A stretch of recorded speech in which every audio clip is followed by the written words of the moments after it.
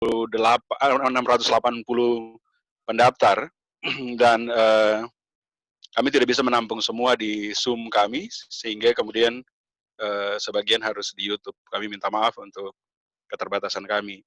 Nah, ide ini nanti akan dieksplor lebih jauh, tapi saya kira penting bagi kita semua untuk memahami bagaimana etika publikasi di perguruan tinggi, terutama publikasi dosen dan mahasiswa, supaya tidak terjadi eksploitasi terhadap mahasiswa, dan terutama dalam konteks power relation di kampus, mahasiswa sering menjadi korban dan jadi semacam korban dari eksploitasi rejim publikasi kita, terutama kalau hanya mengacu pada Scopus saja. Nah, ini nanti kita bahas sama-sama, dan sudah hadir 3 orang pembicara, nanti dipandu oleh Dr. Wilson Terik. Beliau adalah dosen di program studi pembangunan S2 dan S3, dan juga sekretaris Pusat Studi Agama, Pluralisme, dan Demokrasi UKSW. Sekali lagi terima kasih dan selamat berdiskusi. Terima kasih untuk para pembicara yang sudah hadir bersama kami. Demikian, ya. Terima kasih Bapak Pendeta Dr. Ishak Latu, Ketua Pusat Studi Agama, Pluralisme, dan Demokrasi UKSW Salatiga. Baik, sebagaimana yang telah disampaikan oleh Pak Ishak Latu tadi, telah hadir 3 orang narasumber. Yang pertama, Dr. Jonathan Lasa. Beliau adalah dosen senior di Charles Darwin University dan juga merupakan anggota dari Forum Akademia Nusa Tenggara Timur. Pembicara kedua adalah Ibu Nelly Martin Anatias PhD. Beliau adalah dosen di Auckland University of Technology, Selandia Baru. Dan pembicara ketiga adalah Bapak Neil Samuel Lurpidara PhD. Beliau adalah Rektor Universitas Kristen Satyawacana, Salatiga. Masing-masing narasumber ini akan membedah topik webinar kita tentang menghindari perampokan dalam tanda petik, perampokan akademik, ya, dan juga akan bersinggungan dengan etika publikasi ilmiah di perguruan tinggi. Masing-masing narasumber akan kami beri kesempatan 20 menit untuk menyampaikan materinya. Setelah sesi presentasi, baru kita masuk ke sesi tanya-jawab. Kesempatan pertama saya berikan kepada Bapak Jonathan Lasa. Silakan, Pak. Baik, selamat siang teman-teman. Kebetulan di Darwin baru jam 1:30 ya. Selamat sore buat Bu Nelly, dan selamat pagi buat teman-teman Salatiga dan teman-teman di Indonesia. Saya berharap suara saya bisa dengar ya. Bisa dengar. Baik, jadi pertama sebelum saya mulai, saya mungkin harus berikan kredit kepada Pak Ishak Latu atas terminologi soal perampokan akademik. Karena ini soal kita merampok juga terminologinya Pak Ishak, dan kemudian menjadikan paper pertama yang bicara soal ini dalam konteks hari ini ya. Jadi ini termotivasi karena statusnya Pak Ishak Latu. Kemudian saya bawa ke forum akademik NTT. Terus di situ ada diskusi yang sebenarnya cukup ringkas di beberapa hari lalu. Dan kemudian saya mengontak teman-teman UKSW dan jadilah acara kita hari ini yang diinisiasi oleh Pak Ishak Latu, Pak Wilson Terik, dan Pak Rektor, Pak Nian. Nah, saya coba juga nanti share link yang saya sempat bagikan ke Pak Wilson, kemudian bisa dibagi ke teman-teman. Jadi kita bicara soal perampokan akademik tanda petik ya, soal apakah itu satu kenyataan. Sebagian kita percaya bahwa ini sebuah kenyataan, tapi kenyataan yang bagaimana yang harus kita lihat. Karena korbannya sebenarnya bukan saja mahasiswa, tapi korbannya juga ada di tingkat dosen, pembimbingnya, atau dalam konteks ini ekosistem riset Indonesia. Karena ini masalah yang besar, yang belum didekati secara sistematis melalui riset-riset yang menurut saya layak dijadikan topik-topik di level riset PhD. Baik, jadi artikel yang saya tulis, yang sempat saya bagikan ke Pak Wilson dan kawan-kawan, saya bagikan di blog saya, itu merupakan hasil observasi dan refleksi sebagai dosen dalam waktu beberapa tahun terakhir. Dan beberapa hipotesis yang saya buat hari ini sifatnya work in progress, boleh dikritisi dan boleh dilanjutkan dengan penelitian yang lebih sistematis. Baik, jadi pertama soal definisi dulu.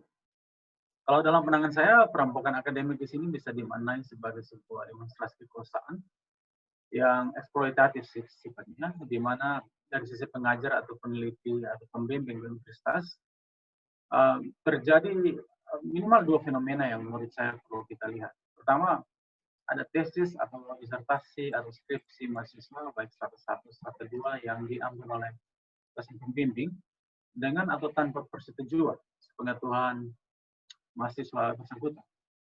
Lalu kemudian dikirimkan ke jurnal ilmiah untuk konferensi dengan atau tidak sama sekali menempatkan mahasiswa sebagai penulis. Terutama penulis pertama, artikel atau publikasi akademik. Nah, fenomena kedua yang saya lihat sebenarnya juga berrelasi dengan demonstrasi kekuasaan yang sifatnya eksploitatif oleh mereka yang berposisi lebih senior dari sisi umur maupun dari sisi posisi. Hal yang sering kita dengar adalah kejurusan ataupun bahkan rektor sekalipun dengan modus operandi di mana tanpa kontribusi intelektual sama sekali, mereka dengan gampangnya bisa mengambil kerjaan juniornya dan mengirimkan ke outlet atau jurnal yang kita anggap jurnal ilmiah. Nah, biasanya ini dilakukan karena sebagai junior dianggap dua hal, belum memenuhi syarat secara independensi intelektual, tapi juga di sisi yang kedua sebenarnya memang budaya harap gampang yang sering kita lihat digunakan oleh beberapa rekan-rekan yang kurang bertanggung jawab, yang punya posisi. Nah, fenomena kedua ini termasuk di dalamnya eksploitasi para pembimbing yang membimbing mahasiswa S3, di mana disertasi mahasiswa S3-nya gampang aja digunakan sebagai atas nama senior. Nah, kira-kira akar masalah saya melihat ada 4 hipotesis yang saya coba sasar hari ini. Pertama, kita harus lihat konteks ini dalam kompetisi perguruan tinggi dunia. Jadi ini bukan khas Indonesia saja, ini banyak negara. Kita bisa lihat di India, kita bisa lihat di Filipina, kita bisa lihat juga di China. Kalau kawan-kawan sempat baca beberapa jurnal mungkin akan ketemu. Nah, umumnya karena universitas global dipacu untuk harus naik rankingnya, para pengajar kemudian diperhadapkan pada tuntutan publikasi yang sangat tinggi tanpa 3 syarat utama yang sebenarnya di Indonesia dalam kondisi defisit. yakni waktu penelitian yang terbatas karena mengajar yang harus terlalu banyak, bisa 6-8 mata kuliah setahun. Kemudian dana penelitian yang kita tahu sangat kurang, budget dengan hanya 10 juta, 15 juta itu susah sekali menghasilkan riset yang berkualitas, walaupun tidak menutup kemungkinan. Dan yang ketiga saya kira juga di kualitas ekosistem penelitian yang belum memadai, termasuk sumber bacaan yang masih terbatas. Banyak dosen-dosen ketika mau cari bahan, yang paling otomatis di kepala adalah search Google biasa, nggak bisa masuk ke database seperti JSTOR, Scopus dan sebagainya, untuk melihat siapa yang udah kerja duluan, siapa yang citasinya paling tinggi, siapa yang paling punya otoritas dari sisi citasi di bidang tertentu dan digeluti. Ekosistem seperti itu memang bermasalah, perpustakaan yang juga memang kurang mendukung. Dan tapi secara umum saya rasa sistem meritokrasi penelitian yang juga sebenarnya senyap, kalau tidak bisa dibilang belum ada secara umum di banyak kampus-kampus di negara berkembang. Jadi masalah ini memang bukan masalah Indonesia, tapi karena kita dari Indonesia kita coba fokus bagaimana masalah ini bisa diselesaikan di Indonesia. Nah, implikasi daripada hipotesis 1 ini adalah kemudian fenomena kompetisi ini bertabrakan dengan kebijakan lembaga perguruan tinggi yang menetapkan syarat aplikasi tesis strata 2. Jadi kita ngomong strata 2 dulu di sini, sebelum kita sentuh strata 1 sama strata 3. Nah, menurut saya ada sesuatu yang tidak seharusnya perlu terjadi. Karena dalam pengalaman saya di beberapa negara, kebetulan saya studi di Jerman, di Inggris, juga sering perhatiin.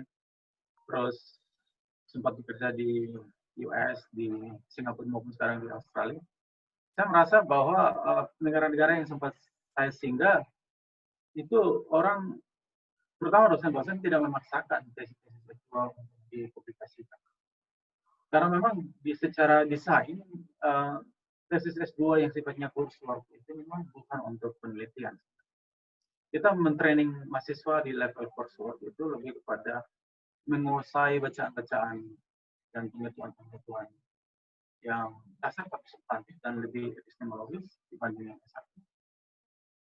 Soal berpikir kritis dan asking critical questions, reflective questions, itu kita tidak harapkan mahasiswa-mahasiswa di level strata 2 itu harus mengirimkan tesisnya ke jurnal. Nah, di Indonesia saya melihat terlalu masif pemaksaan pada tesis strata 2 untuk dipublikasikan di jurnal ini.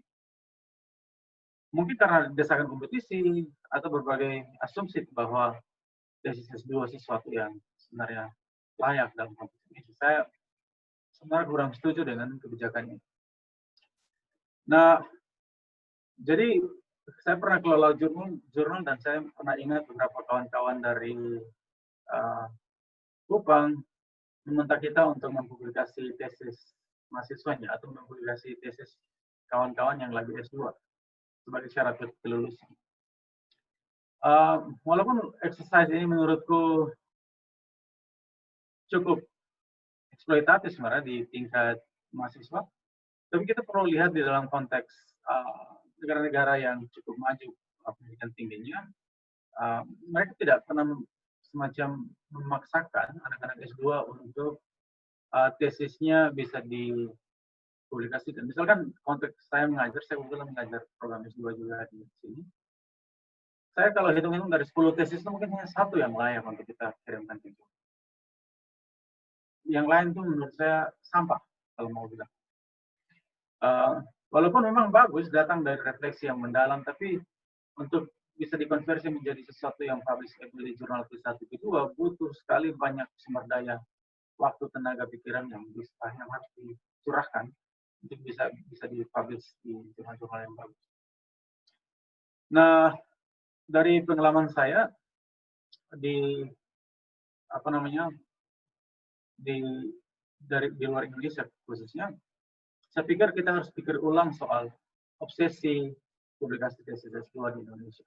Dan ini saya rasa harus didengar oleh kawan-kawan di perguruan tinggi, terutama di pengambil kebijakan, terutama di Kementerian. Nah, hipotesis saya yang kedua adalah sebenarnya ini buat jangka panjang dari rekrutmen dosen atau pengajar tanpa pertimbangan meritokrasi. Saya ngomong ini dalam konteks universitas negeri sebenarnya. Kalau universitas swasta ya saya paham sumber daya terlalu besar. Saya kebetulan minggu yang lalu saya sempat berkomunikasi dengan salah satu rekan yang baru pulang dari Amerika Serikat, tamatan S3 dari bidang chemistry dan mungkin bioteknologi juga. Minor dari Washington State University yang coba melamar ke salah satu kampus di Indonesia Timur. Tapi oleh kampus mengatakan bahwa tidak ada posisi yang jawaban yang sama yang saya dapati di tahun 2010, 2011, 2012, 2013. Jadi ada orang-orang bagus yang pulang, tapi kemudian memang kampus kelihatan menutup pintu. Karena pada saat yang bersamaan mereka mengalokasikan jatah penerimaan dosen secara tahunan. Dan kadang-kadang kalaupun ada posisi yang lolos pun bukan orang yang punya portofolio, yang lolos pun biasa orang-orang yang ya Tuhan yang tahu. Jadi memang agak susah untuk kita mengharapkan sistem rekrutmen yang sifatnya masih berbasis pertimbangan hal yang lain, bukan berbasis merit akademik. Kita susah untuk memang mendapatkan dosen-dosen calon pembimbing yang bagus. Saya ambil contoh juga salah satu universitas negeri yang baru dibentuk di Indonesia Timur, barusan 2-3 tahun lalu merekrut dosen-dosen baru, yang diambil alumni sendiri. Saya ingat beberapa teman-teman kita yang baru pulang dari luar negeri, alumni CIPP lama juga nggak lolos. Jadi betul-betul ada investasi di pemerintah pusat, tapi kelembagaan lokal susah untuk menyerap tenaga-tenaga yang punya talent. Dan kalau ini terjadi terus-menerus, kita memang kemudian mengisi posisi-posisi universitas negeri di daerah dengan kualitas yang kurang bagus. Jadi sistem perampokan ini akan selalu terjadi karena kita merekrut calon perampok.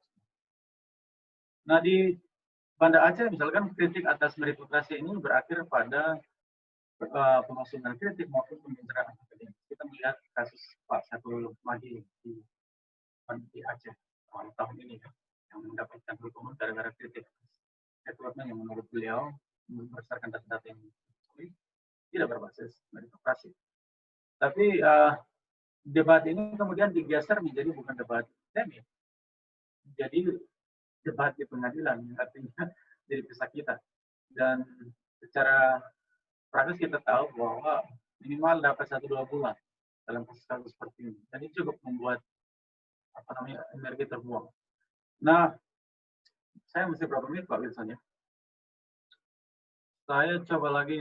Jadi masih 5 menit, masih 5 menit ya. Oke.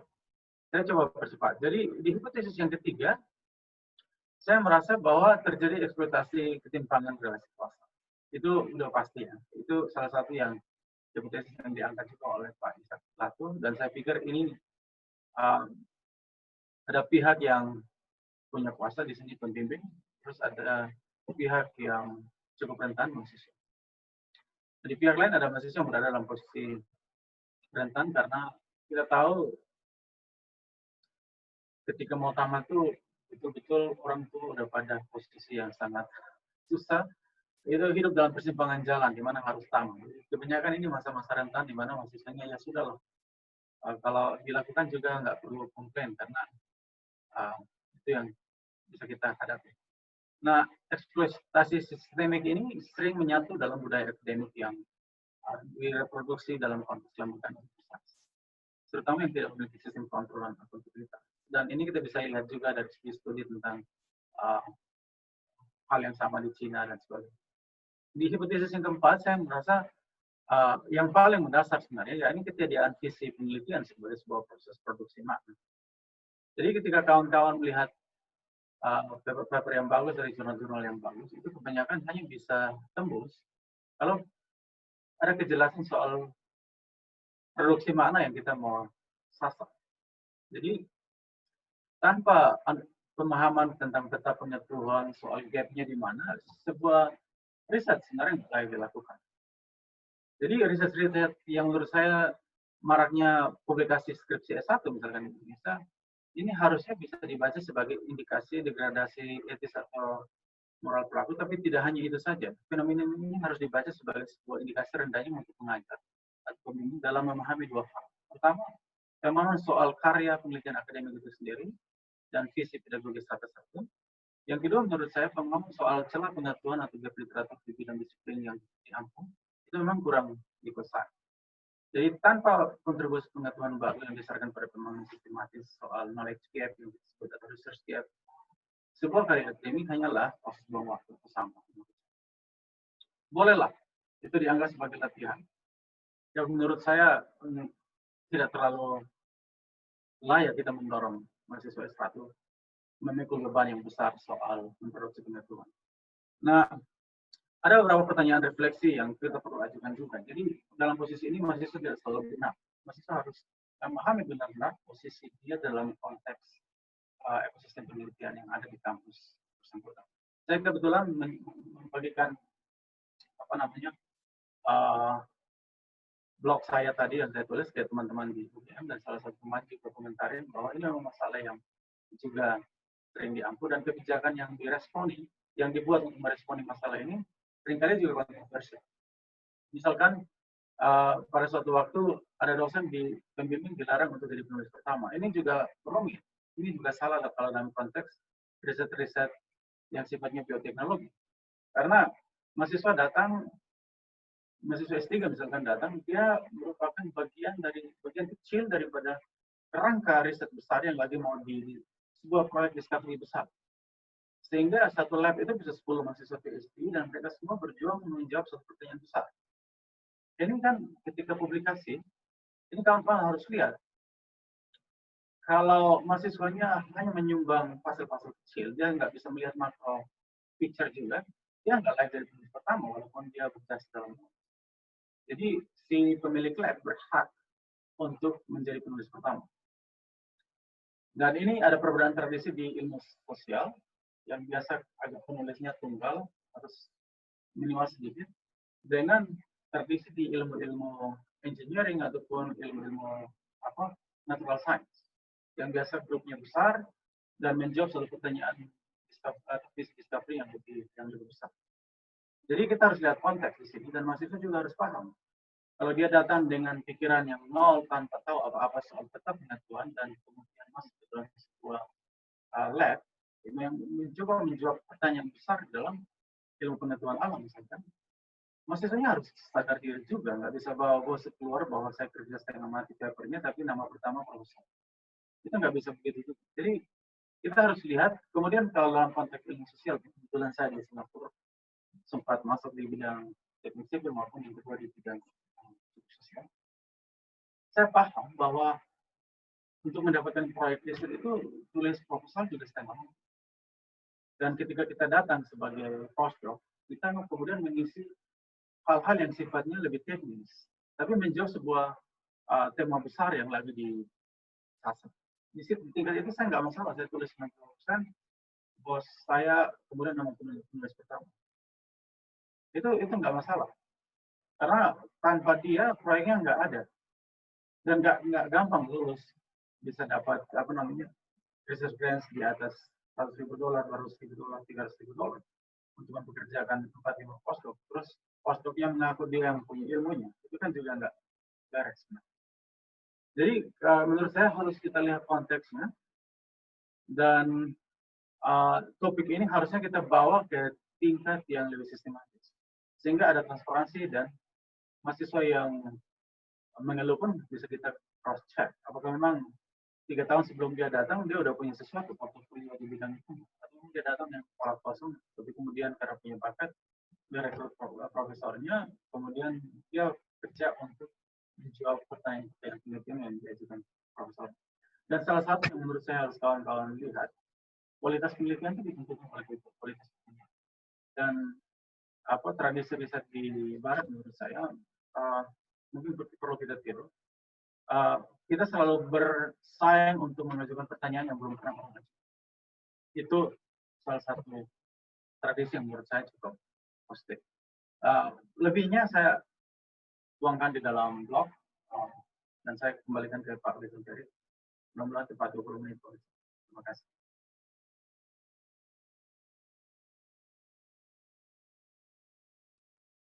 Terima kasih Pak Jonathan Lasa. Kita ke pembicara kedua, Ibu Nelly Martin. Silakan Bu, maksimal 20 menit.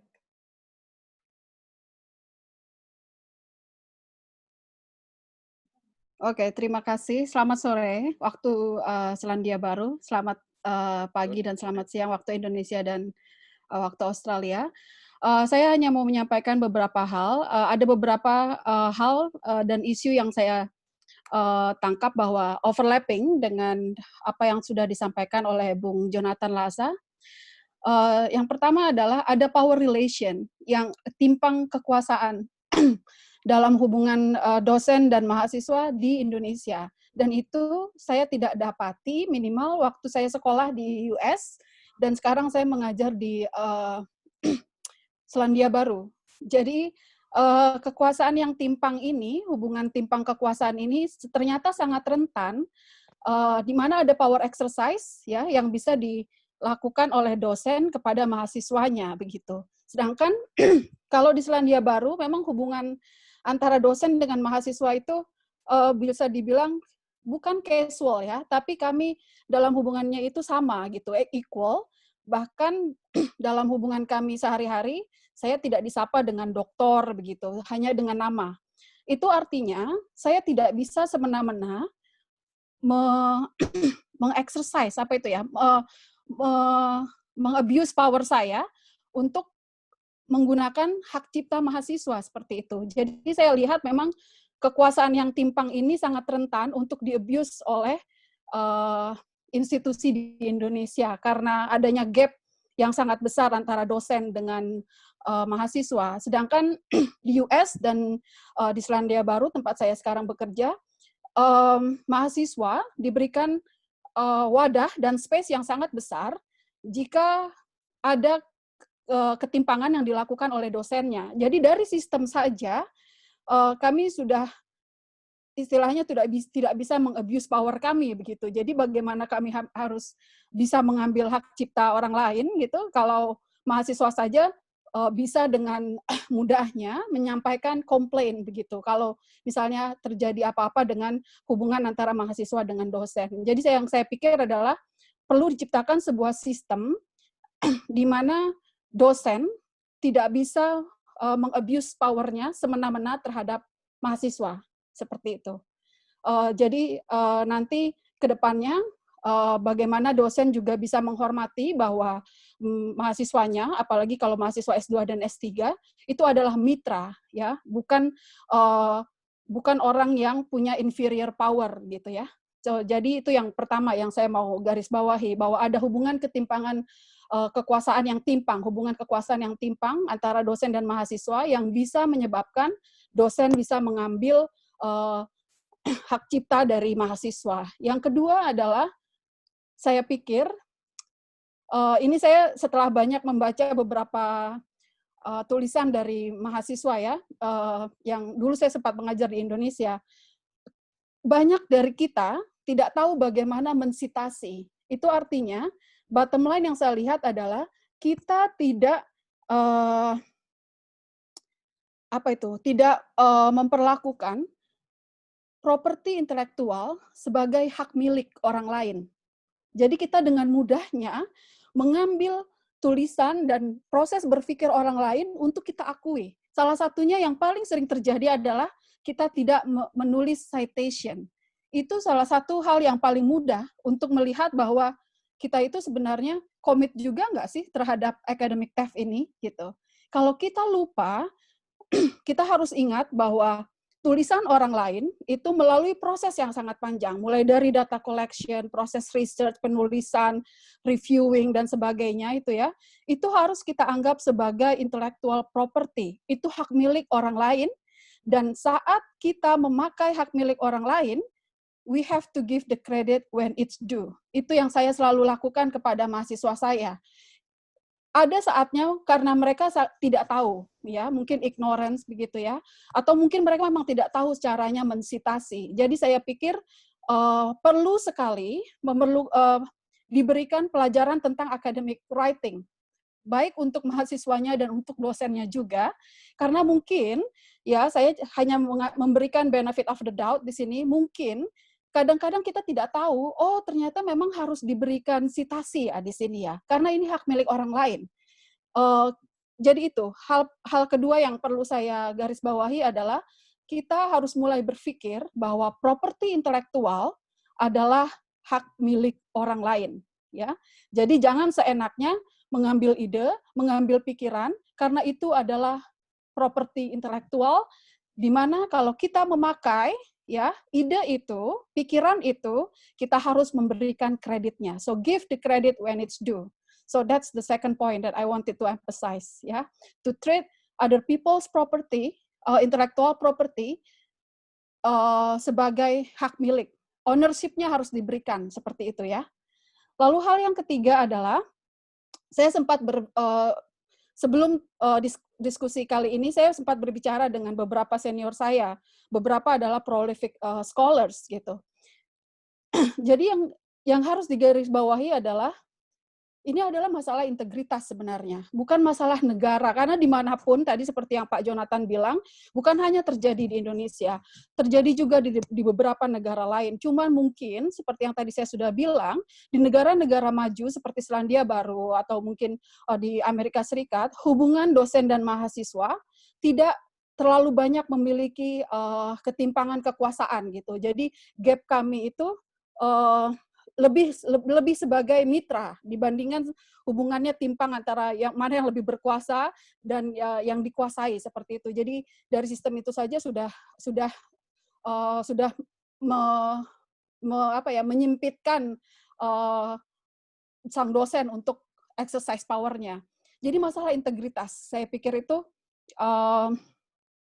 ini saya sedang bekerja sama dengan beberapa prolific scholars, ya, nama mereka besar gitu. Tapi begitu kami berdua menulis atau co-authorship, mereka langsung bilang dari awal, so Nelly, you will be the main author, itu artinya kontribusi saya minimal adalah 60-70%, dan itu harus dari awal dijelaskan. Gitu. Jadi tidak bisa bahwa, ya udah deh nggak enak, entar aja deh. No, you have to state it from the very beginning. Jadi kalau misalnya Anda mau bekerja sama dengan orang lain dalam penulisan, ya baik Anda harus menganggap bahwa dia adalah mitra sejajar, baik itu hubungan dosen atau mahasiswa, tapi kalau sudah masalah publikasi, kalau menurut saya harus jelas dari awal. Baik, saya akan menjadi main author, kamu akan menjadi penulis kedua. Artinya, sebagai penulis pertama, saya harus kontribusi lebih banyak, 60-70% misalnya ya. Lalu Anda akan berkontribusi sebanyak 30-40% dan nama Anda akan ditulis kedua. Seperti itu. Jadi bukan karena dia lebih senior, bukan karena dia lebih namanya lebih bagus dalam field begitu, tapi lebih kepada kontribusi untuk memilih mana yang menjadi main author atau penulis pertama atau penulis utama, dan mana yang penulis kedua. Jadi berdasarkan kontribusi seperti itu ya. Lalu yang ketiga, ada poin yang tadi Pak Jonathan Lasa sudah berikan. Konteksnya adalah dalam bidang humanities, dalam bidang humanities, biasanya co-authorship ya atau penulisan yang bekerja sama yang bareng-bareng itu lebih tidak dilakukan dibandingkan dengan natural sciences, di mana tadi ada principal investigator, mereka biasanya adalah penulis grant, yang mendapat grant, mereka punya lab, lalu mengundang mahasiswa PhD dan juga postdoc untuk bekerja di lab-nya. Nah, biasanya mereka memang dalam dunia major natural sciences ya, termasuk engineering juga, mereka common practice bahwa mereka menulis bersama-sama, dan biasanya principal investigator regardless of the contribution mungkin ya akan menjadi terus penulis utama begitu ya. Tapi ini tidak lazim dilakukan di humanities, minimal itu yang saya tahu. Karena di humanities biasanya walaupun misalnya waktu saya sekolah di Amerika dulu ya, supervisor saya banyak sekali memberikan kontribusi feedback seperti itu, tapi karena data collection yang melakukannya adalah saya, saat publikasi, saya bertanya kepada advisor saya, apakah dia mau menuliskan bersama dengan saya. Advisor saya berkata tidak. Kenapa? Karena dia merasa bahwa ide dan semua data collection sampai penulisan dilakukan oleh saya sendiri, walaupun beliau memberikan banyak masukan dan feedback. Jadi jelas di situ, integritasnya adalah kita memahami bahwa tulisan orang lain, proses penelitian orang lain, itu adalah intellectual property. Kalau kita sudah memahami hal ini, buat saya, itu akan lebih jelas kapan kita harus memberikan kredit when it's due, kapan kita juga bisa berkontribusi bersama, seperti itu. Hal lain yang ingin saya bahas adalah, ini perspektif lain ya, di mana kalau di Indonesia dosen dengan seenaknya misalnya, atau beberapa dosen, saya tidak mau mengeneralisasi, beberapa dosen mengambil hak cipta mahasiswa dan ingin menjadi penulis utama, padahal kontribusinya tidak ada atau sedikit sekali ya. The opposite is also true, ya. Waktu saya sekolah sebagai mahasiswa S3 di Amerika Serikat, saya bekerja dengan advisor saya itu orang yang istilahnya big fish in the field lah. Jadi saya sebenarnya memang ingin publikasi bersama dia. Kenapa? Karena beberapa mahasiswa percaya bahwa kalau kita publikasi bersama dengan big field, itu jurnal-jurnal ternama udah langsung melihat gitu loh. Jadi lebih gampang istilahnya gitu. Jadi the opposite is also true. Ya, tetapi biasanya dosen-dosen yang sudah prolific ini, published scholar yang sudah sangat besar namanya, mereka lebih selektif karena ada reputasi kan yang harus dipertaruhkan kalau misalnya ternyata tulisannya tidak bagus. Tadi yang seperti Bung Jonathan Lasa bilang bahwa beberapa mungkin sampah gitu. Jadi ada beberapa, jadi the opposite can also be true. Jadi beberapa mahasiswa justru ingin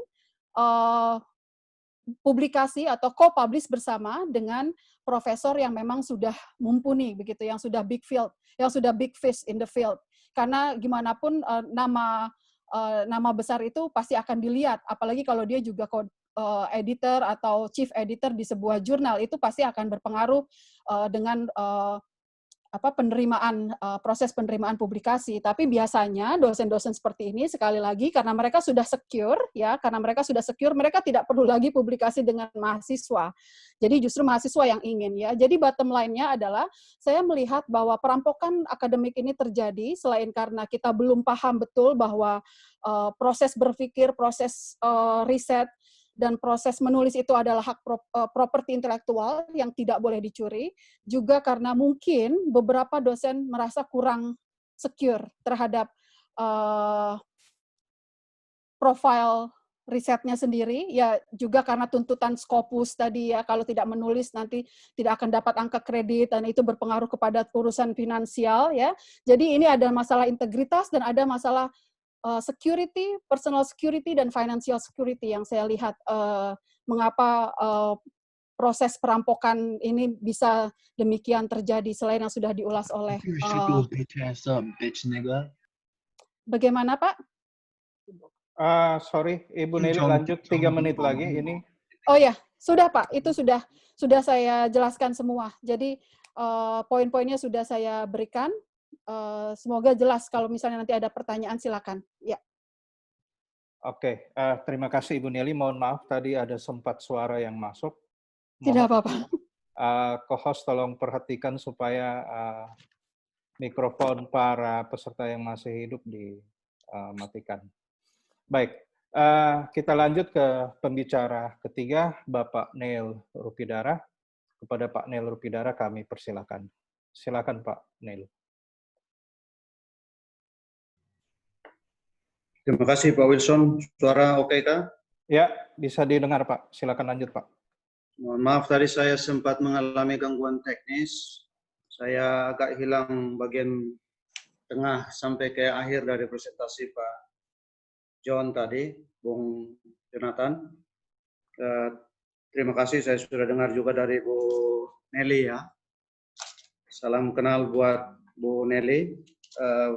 Teman-teman semua, saya kira cukup banyak poin sudah dibuat oleh baik Bung John Lasa maupun Bu Nelly.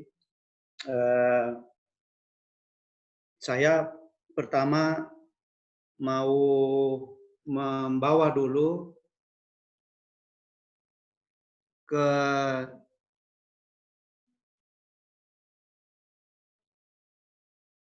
satu kutipan yang saya coba ambil dari sebuah tulisan yang ditulis oleh seorang teman psikolog gitu ya, di sebuah majalah psikologi yang di-refer oleh Asosiasi Psikologi Amerika untuk memberi sedikit wawasan kepada pembacanya berkaitan dengan prinsip-prinsip dalam etika di bidang penelitian. Nah, saya kira persoalan yang diantaranya diangkat khususnya oleh Pak Pendeta Ishak dalam postingan Facebook-nya itu hanya barangkali sebagian kecil dari problematika yang lebih luas dalam relasi dan proses-proses dan output dari atau impact dari pekerjaan melakukan riset dan luaran-luarannya. Nah, si penulis Deborah Smith saya kira dengan sebuah statementnya menggambarkan bahwa saya mau memahami dia membuat statement ini dalam konteks bahwa persoalan kita ini kan ibarat besar atau banyak atau cukup masif, banyak yang masih sifatnya tersembunyi. Jadi seperti gunung es yang mencuat ke atas itu ya hanya sebagian kecil dari persoalan ini. Nah, mungkin di negara-negara yang sudah lebih baik, tadi apa yang dijelaskan oleh Bu Nelly tentang pengakuan akan hak intelektual siapapun ya, orang lain, mungkin relatif gunung esnya sudah mengecil gitu ya. Tapi di negara-negara yang tadi Bung John menyebut bukan hanya khas Indonesia, tetapi banyak negara-negara sedang berkembang khususnya, saya kira gunung esnya masih besar, khususnya yang bagian terselubung di bawah lautan itu. Jadi kutipannya Smith ini mengatakan di situ bahwa ini ya sesuatu yang baru nyaman dibicarakan ya belum terlalu lama juga, oke? Kita lihat dia menuliskan ini 2003 sudah 17 tahun dari sekarang, sehingga kita bisa katakan bahwa sudah beberapa waktu jaraknya dari posisi hari ini, bahwa persoalan-persoalan etika dalam wilayah penelitian dan pekerjaan-pekerjaan akademik yang lain ini ya mulai mungkin makin banyak ya, lebih mudah dibicarakan, penanganannya lebih lebih serius gitu ya. Ada sebuah kasus menyangkut seseorang dengan nama super besar ya di bidang sains. Ini bukan masalah perampokan akademik atau mencatut sebuah gagasan atau karya pemikiran seseorang lalu menyebut dirinya sendiri yang menghasilkan itu, tetapi perilaku yang lain lagi. Nah, karena nama besar, kadang-kadang ya orang-orang di sekelilingnya juga punya sikap permisif ya. Oh, masa yang bersangkutan melakukan itu? Tetapi ya bisa saja, dan tidak sedikit orang yang kemudian belakangan mengangkat kasus-kasus yang berkaitan dengan perilaku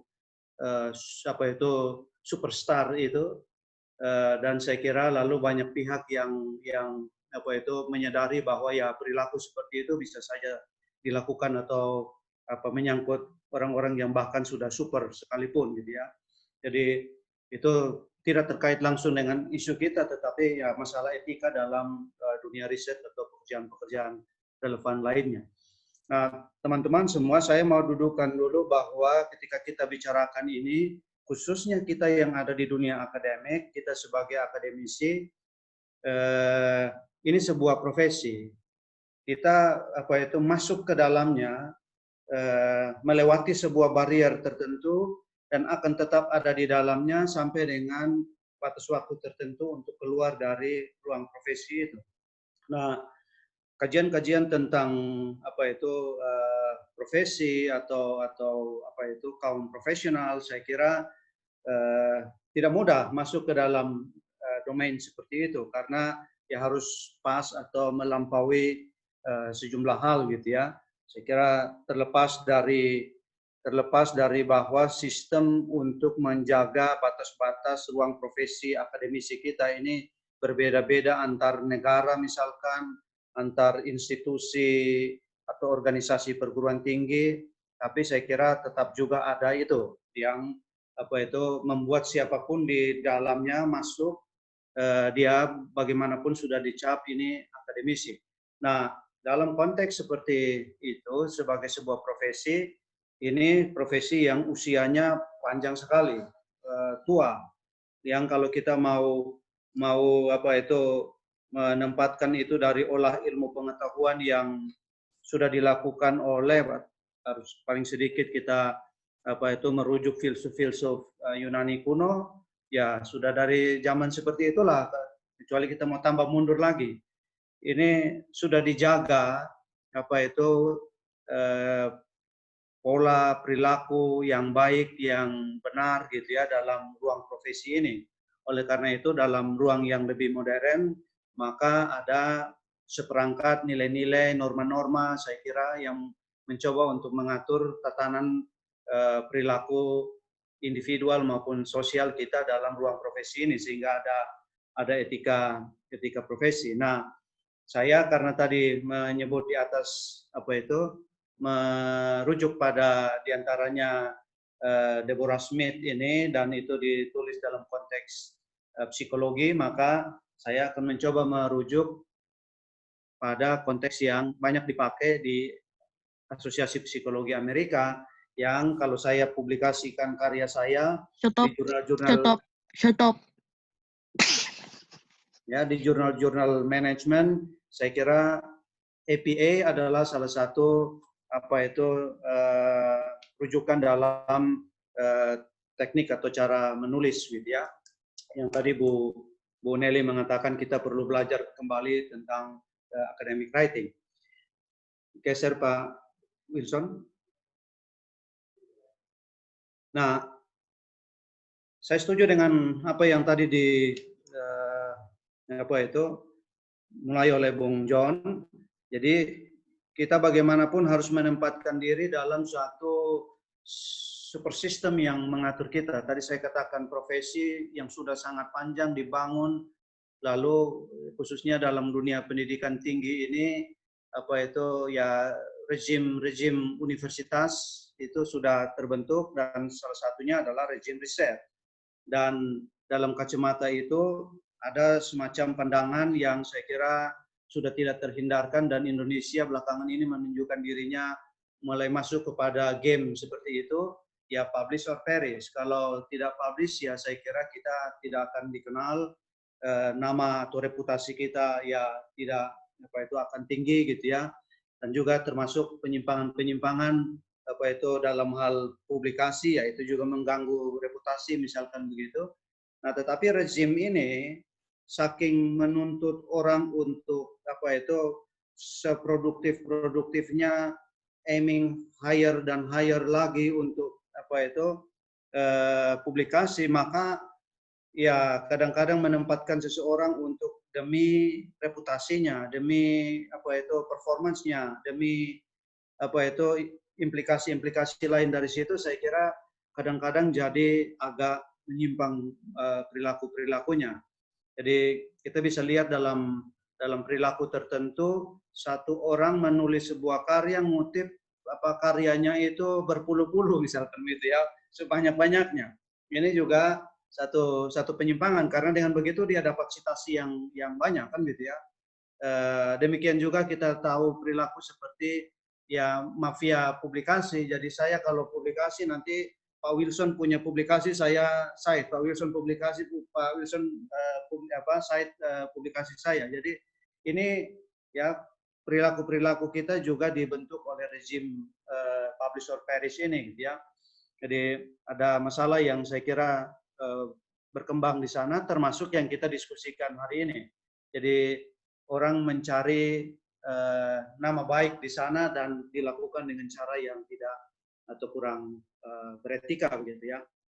Nah, dalam konteks ini lalu saya kira seperti apa poin kedua di bawah itu, ini mari kita persoaljawabkan siapa yang harus dapat kredit dan dalam order seperti apa kan gitu ya.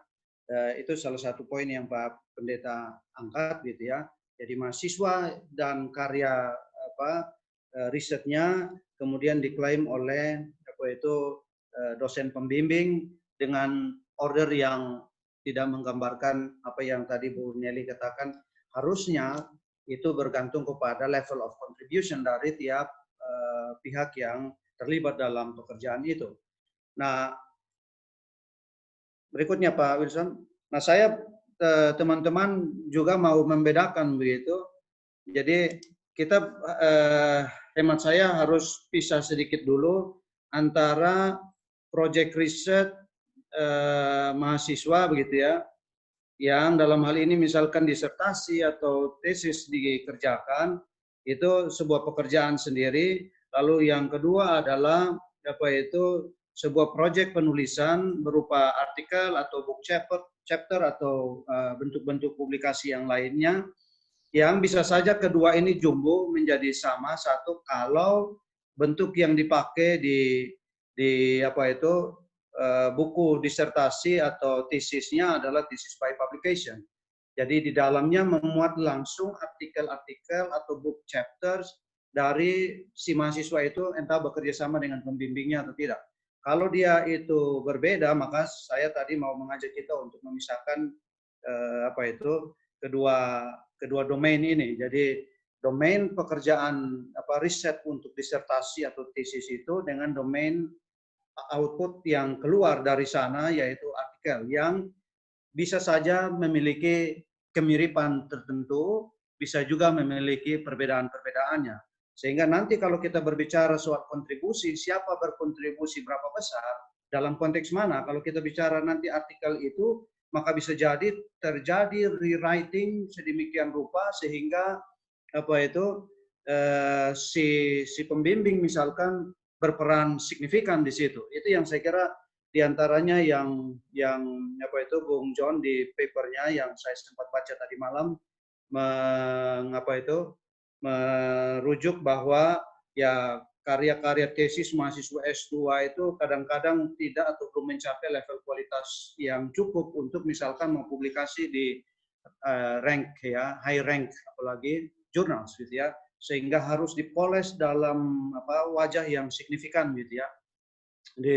Karena itu di format kedua, yaitu artikel yang dipublikasikan itu bisa jadi dia something else gitu ya, tidak langsung persis sama dengan disertasi atau tesis yang sedang risetnya dikerjakan dan diselesaikan laporannya oleh mahasiswa gitu. Ini saya kira tampaknya perlu dibedakan di sana. Dalam kacamata tadi ini soal klaim siapa yang harus dapat kredit dari situ, dalam order seperti apa, saya kira kita perlu menempatkan diri di sana. Nah, poin tadi sudah dibuat oleh Bu Nelly, ini kan ini soal relasi-relasi ya, yang Bung John di awal mengatakan relasi kekuasaan yang timpang, ada eksploitasi gitu ya, karena khususnya saya kira kalau bilang negara-negara berkembang, maka relatif kita adalah masyarakat hierarkis gitu ya, yang entah kita mau menyebut apa ya, siapa yang status sosialnya lebih tinggi, apakah dosen ini punya status sosial yang lebih tinggi dan karena itu punya dalam tanda petik atau bisa diterima otoritasnya itu mengatasi kita apapun maunya dia misalkan gitu ya, dan secara praktek saya kira ada yang seperti itu dan ini yang diangkat oleh Pak Pendeta Ishak gitu ya. Nah, jadi percakapan dalam membangun relasi yang tepat di antara dosen dan mahasiswanya ini saya kira harus terbuka sejak awal gitu ya. Jadi di kutipan ini saya menguatkan apa yang Bu Nelly tadi sudah ungkapkan pada kita gitu ya. Jadi ini sudah harus dibangun dari langkah paling pertama memulai proyek riset itu. Saya ingat pengalaman saya berinteraksi dengan pembimbing saya, dia bertanya pada saya, Nel, you mau menulis disertasi yang model lama atau yang model publikasi? Saya bilang saya coba yang publikasi. Oke, kita dua coba dulu ini ya, ada satu kesempatan buat kita. Jadi kami dua memulai kesepahaman kami tentang pekerjaan ini mau dilakukan seperti apa, termasuk nanti di dalamnya ketika kami mulai melakukan drafting sampai dengan finishing sebuah karya. Dan saya kira kesepahaman itu kemudian menempatkan dia. Saya sempat bertanya juga kepada pembimbing saya itu, ini saya yang nama satu atau you yang nama satu? Pikir saya kan juga ibaratnya menguji hatinya gitu ya. Jadi apakah dia cukup fair karena ini kontribusi saya lebih besar gitu ya. Lalu dia bilang harus kamu bukan saya gitu ya. Jadi saya kira teman ini cukup cukup menghargai jerih lelah gitu ya, keringat itu panas dingin gitu ya, mahasiswa PhD-nya yang mengerjakan itu, dan dia mengatakan bahwa harus you yang di depan bukan saya. Nah, jadi ini teman-teman saya kira sesuatu yang harus didiskusikan terus. Nah, satu waktu dalam perkembangan, misalkan saya ambil kasus saya itu ya, dalam perkembangan kami menyusun karya-karya kami itu dari sebuah paper mula-mula yang kemudian kami bawa ke sebuah conference, lalu dari conference kami turning menjadi artikel jurnal, ada kontribusi yang meningkat dari sang pembimbing ini. Ya, saya tidak menolak itu, dan saya katakan saya juga harus respect kontribusimu dengan sepantasnya ya, sebaik bagaimana kontribusi itu diberikan. Sehingga kami dua pada akhirnya misalkan sepakat di perjalanan itu bahwa kontribusi kami berdua adalah 50-50. Jadi dia 50%, saya 50%. Tapi dia tetap sepakat bahwa karena ini adalah ide dasarnya datang dari kamu, maka kamu tetap nama pertama. Ya. Jadi ini teman-teman saya mau menunjukkan bahwa diskusi soal siapa berkontribusi apa, ini sesuatu yang sifatnya progressing terus dalam proses berinteraksi itu. Nah, karena itu saya kira ini kalau audiens kita banyak yang mahasiswa, ini harusnya kan berani naikkan suaranya sedikit kan gitu ya, untuk bergaining dengan pembimbingnya. Ya, kalau saya dalam posisi sebagai dosen dan juga hari-hari ini membimbing mahasiswa doktoral saya kira ya saya juga harus be clear gitu ya. Kadang-kadang saya setuju Bu Nelly, kadang-kadang ada mahasiswa yang pengen nama pembimbingnya dibawa-bawa begitu ya.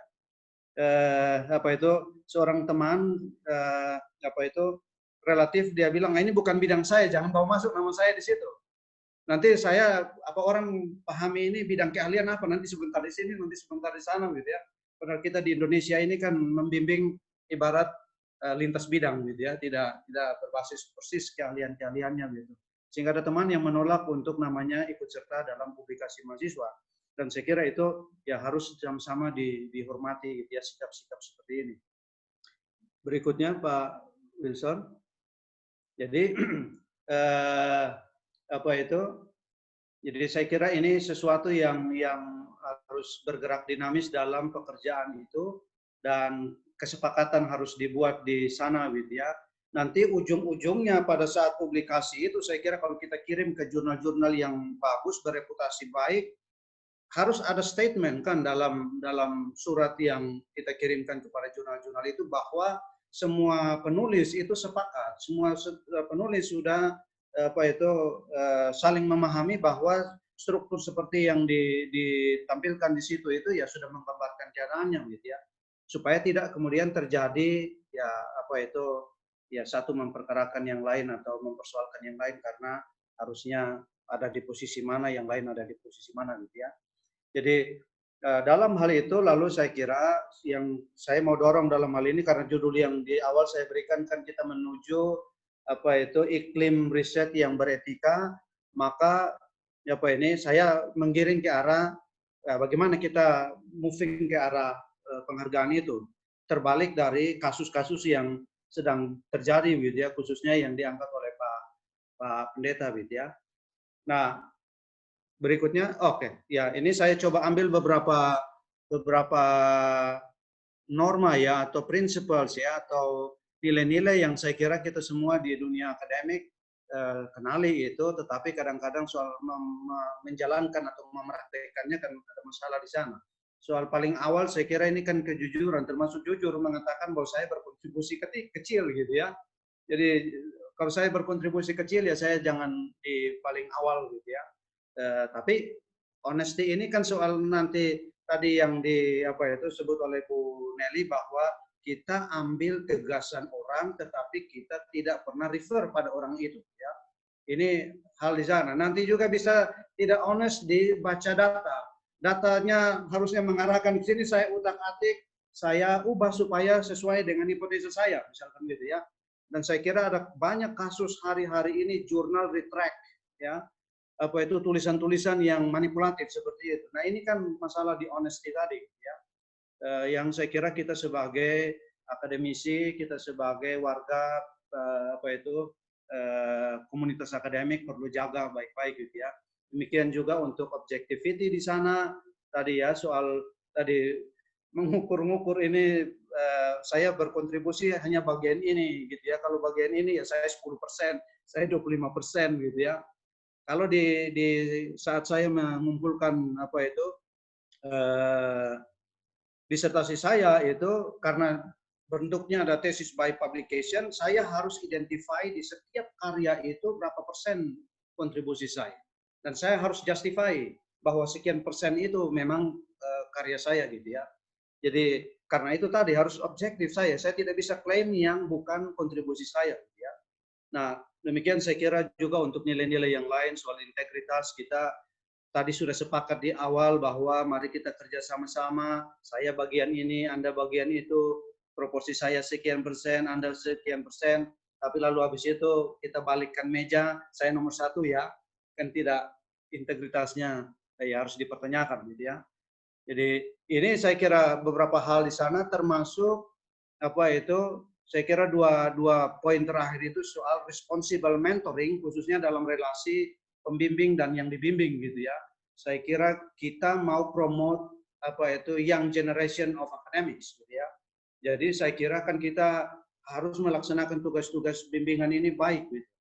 Nah, bukan kita sesuai problem yang kita angkat ini adalah eksploitatif dalam relasi itu.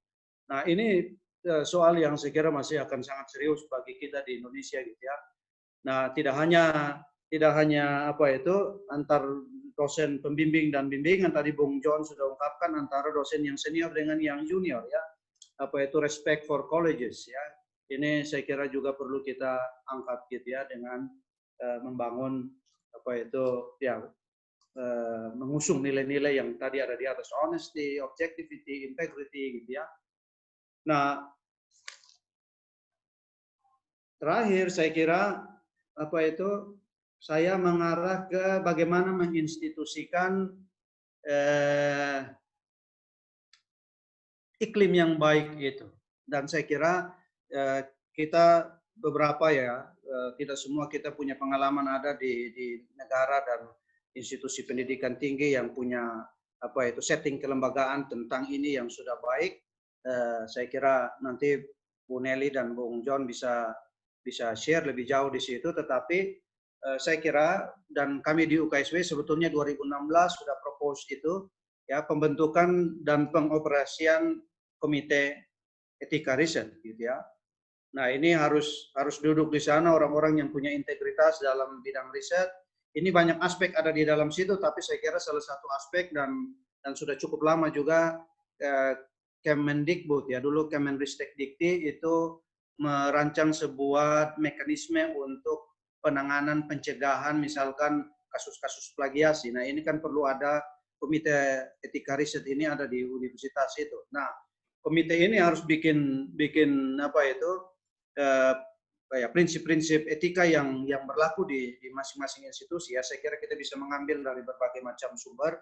Nah, itu harus disosialisasikan kepada semua warga pendidikan tinggi, bukan hanya para mahasiswa doktoral misalkan, tetapi ya dosen-dosen juga semua harus disosialisasikan itu. Saya ingat persis bahwa di awal-awal saya memulai program PhD saya harus mengikuti sesi research ethics ini ya, nanti berujung kepada pengajuan ethics clearance yang akan dinilai oleh komite etika ini, apakah saya punya rancangan penelitian sudah memenuhi atau belum memenuhi prinsip-prinsip etika riset yang baik gitu ya. Nah, lebih dari sekedar itu saya kira ini masalah kita kan gitu ya, Pak Pendeta mengangkat isu ini lempar ke Facebook untuk jadi wacana publik. Saya kira kita harus biasakan begini, lapor ke komite etik gitu ya. Dan semua yang ada di situ harus fair untuk menguji kasus itu secara objektif. Saya kira tidak mudah, ini akan jadi masalah gitu ya, ketika workplaces di Amerika misalkan mulai memasukkan perempuan bekerja di industri, lalu tadinya laki-laki dan laki-laki kulit putih, lalu ya karena dunianya demikian maco, gambar di dinding itu gambar perempuan seksi misalkan gitu, lalu datang pekerja perempuan lihat, wah kok gambarnya kayak begini kan gitu ya. Ini kan perubahan budaya yang akan ada shock mestinya gitu ya, karena yang datang atau kita mulai membiasakan sesuatu yang tadi tidak terbiasa kita gitu ya. Jadi karena itu saya kira pelanggaran etika perlu dilaporkan supaya bisa ditangani gitu ya, untuk menjadi dan membangun kultur atau tradisi akademik yang lebih beretika dari yang barangkali sudah kita praktekkan gitu ya. Saya kira itu barangkali dari saya untuk membahani diskusi ini. Saya tadi katakan di UKSW kami sudah membentuk sebetulnya, tetapi belum mengoperasikan sampai hari ini komite etika UKSW itu. Tapi itu di pembantu rektor 5 yang urusannya riset, saya kira ini akan dihidupkan kembali. Terima kasih Pak Wilson, saya kembalikan untuk menjadi diskusi bersama. Baik, terima kasih Pak Neil Rupidara dan kedua pembicara lainnya, Pak Jonathan dan Ibu Nelly. Baik, Bapak Ibu sekalian, kita akan masuk ke sesi tanya jawab. Di room chat ini ada beberapa pertanyaan yang masuk dan kami beri kesempatan dulu kepada 3 orang penanya di termin pertama, dan jika masih ada waktu menuju jam pukul 13.00 waktu Indonesia Barat, kita akan buka termin kedua.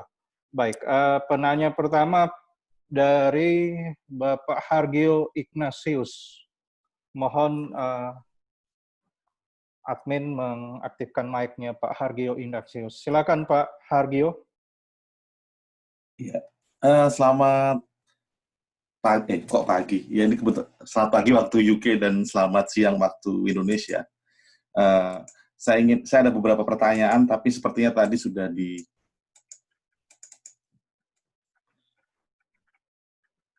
disinggung oleh Pak Neil dan juga pembicara yang lain, tapi barangkali mungkin bisa diperjelas oleh para narasumber yang lain.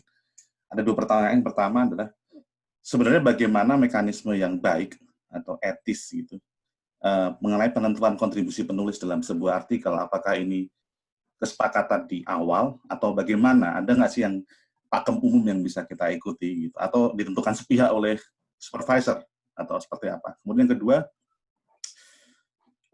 praktek yang umum biasanya kan ada yang menentukan kontribusi berdasarkan dari kepemilikan ide, topik, atau research questions, atau mengenai metode penelitian itu sendiri. Biasanya itu kan topik dari saya, ide dari saya, jadi saya menulis pertama begitu. Nah, mohon pendapat dari para narasumber, seberapa besar sih sebenarnya kalau tadi itu kepemilikan ide, topik, dan penentuan metodologi dan sebagainya itu di dalam sebuah penelitian. Terima kasih. Baik, terima kasih Pak Hargio. Untuk penanya kedua, Ibu Sakti Oktaria Batubara. Silakan Ibu Okta. Ini dari Kupang, Nusa Tenggara Timur. Silakan Bu Okta. Mohon mic-nya diaktifkan ya. Silakan. Terima kasih Pak Wilson. Pertanyaan saya kepada Ibu Nelly. Jadi ini pengalaman saja Ibu. Dari tadi Ibu bilang di awal adalah sudah jelas kontribusi, tapi tiba-tiba misalkan yang kontributor kedua itu berganti, tapi namanya tetap ingin dimasukkan di dalam publikasi. Ini dalam case mahasiswa dengan dosen, karena dosennya studi lanjut atau sakit atau hal lain. Nah, itu pengalaman Ibu mungkin saat studi di USA atau mungkin saat ini kerja di New Zealand, itu seperti apa? Terima kasih. Baik, terima kasih Ibu Okta. Kita ke penanya ketiga, Pak Nevos Daily. Admin mohon mikrofonnya Pak Nevos diaktifkan. Baik, terima kasih Pak Wilson dan para narasumber. Sebenarnya pertanyaan saya sudah saya sampaikan melalui chatting, tapi mungkin Pak Wilson memberi kesempatan kepada saya untuk menyampaikan itu secara langsung. Pertanyaan ini kebetulan saja ditujukan kepada ketiga narasumber. Yang pertama Pak Yason, sedikit mungkin perlu dielaborasi lagi kasus yang disampaikan Bapak tadi dalam presentasi tentang perampokan itu, imbalance power antara pembimbing dan mahasiswa. Tiba-tiba rekomendasinya adalah tidak merekomendasikan atau mengusulkan paling tidak S1 dan S2 tidak mempublikasikan hasil penelitiannya di jurnal, entahlah itu di jurnal internasional ataupun indeks Scopus. Mungkin bisa sedikit dielaborasi lagi, kok tiba-tiba langsung meloncat ke situ. Itu yang pertama. Yang kedua, Bu Nelly, saya berangkat dari kasus ini. Ada dosen punya proyek penelitian, entah kerjasama dengan pihak yang lain, tetapi karena keterbatasan waktu dan juga jarak, kemudian dia mengajak mahasiswa untuk melaksanakan penelitian, menyusun skripsi dan juga untuk tesis, berkenaan dengan isu yang sedang diteliti atau diproyekkan itu. Biaya ditanggung oleh dosen ini karena itu adalah proyek, tetapi data kemudian referensi yang berkaitan dengan itu akan diambil atau digunakan oleh dosen yang bersangkutan untuk proyek yang dikerjakan. Nah, dari sisi benefit tentunya mahasiswa mendapatkan manfaat, biaya, dan juga mungkin bisa menjadi dari diskusi-diskusi yang dilaksanakan. Nah, pertanyaannya adalah dalam konteks perampokan yang Ibu tadi paparkan tadi, apakah bisa menjadi bagian dari isu itu atau mungkin ada ide lain yang berkaitan dengan kasus yang saya sampaikan. Dan ini tidak hanya 1-2 kasus, karena pasti dalam kerjasama dengan mitra-mitra yang lain, dosen-dosen ini mendapatkan proyek-proyek seperti itu. Nah, yang ketiga, Pak Neil, tadi pertanyaan saya sebenarnya sudah terjawab di slide terakhir dari presentasi bahwa di kampus kita sudah dibentuk komite etik untuk penelitian ini.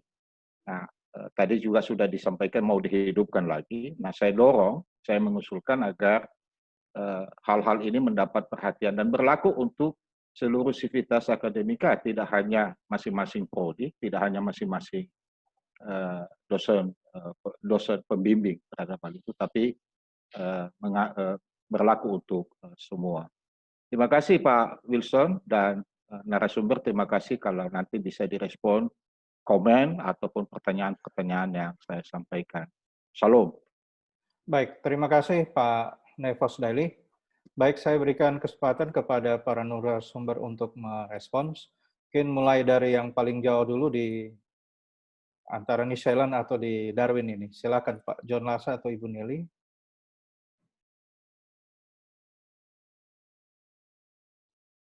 Ladies first. Oh ya, oke. Ibu Nelly. Pak John Lasa minta Ibu Nelly duluan. Silakan Bu Nelly. Iya, tadi menjawab pertanyaan pertama dari Pak Haryo Ignatius di London ya, atau di UK ya? Iya, betul. Iya.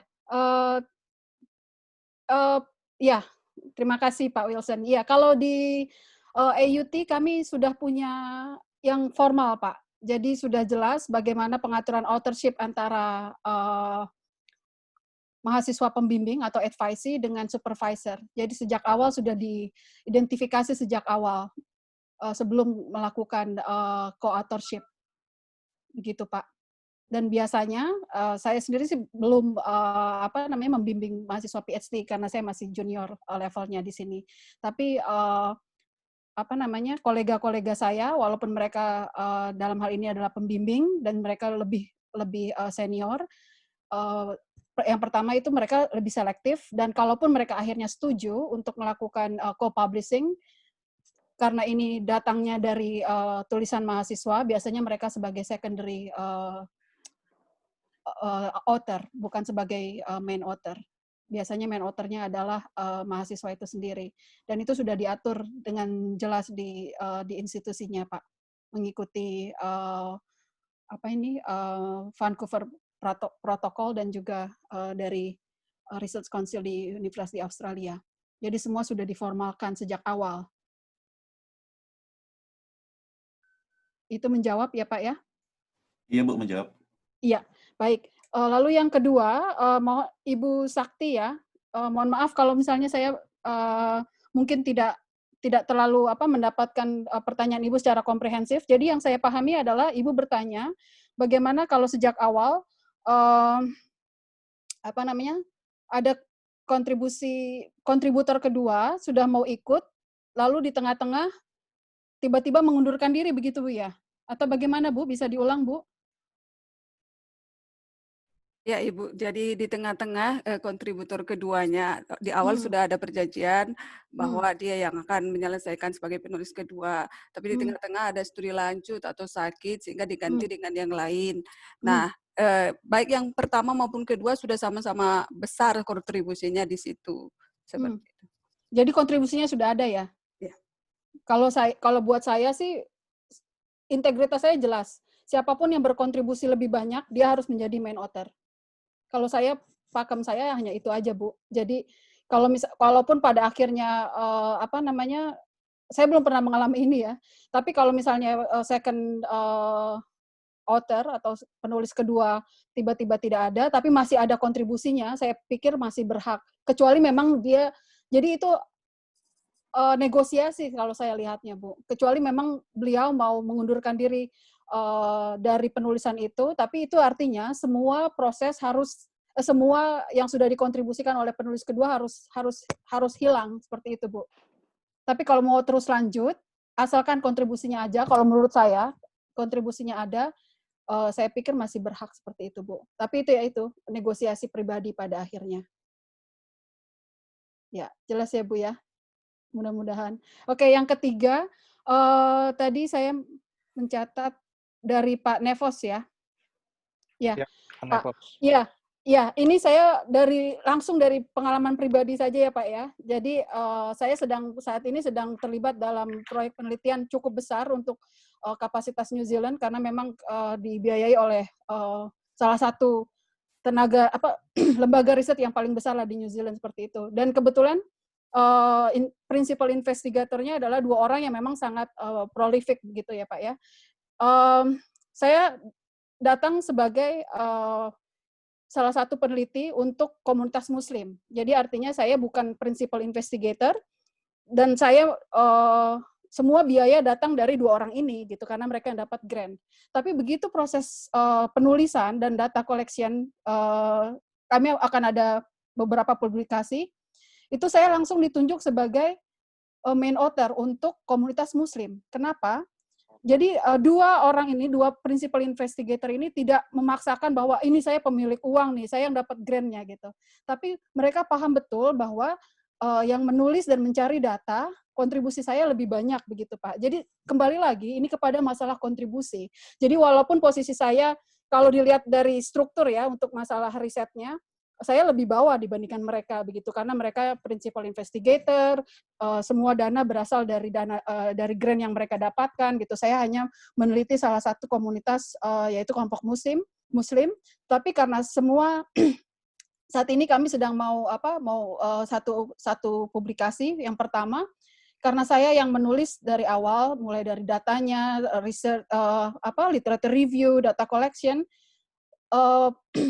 Principal investigator langsung dari awal bilang bahwa silakan Nelly, Anda main author di sini, jadi Anda yang kontribusi lebih banyak gitu. Jadi nanti beliau ikut dalam itu. Saya bukan hanya sekedar ikut, tapi juga kontribusi. Cuman memang kontribusinya dalam hal penulisan untuk satu publication ini yang memang khusus untuk Muslim memang lebih sedikit dibandingkan saya. Tapi ya itu.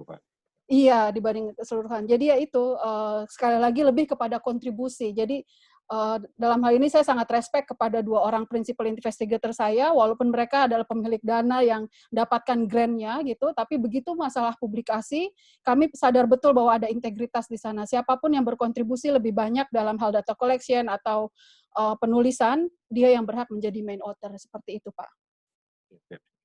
Ya.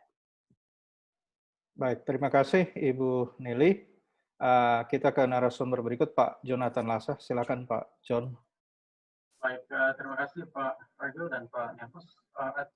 Pertanyaan 2 orang ini sebenarnya berrelasi. Saya coba melihat bahwa debat kita soal perampokan akademik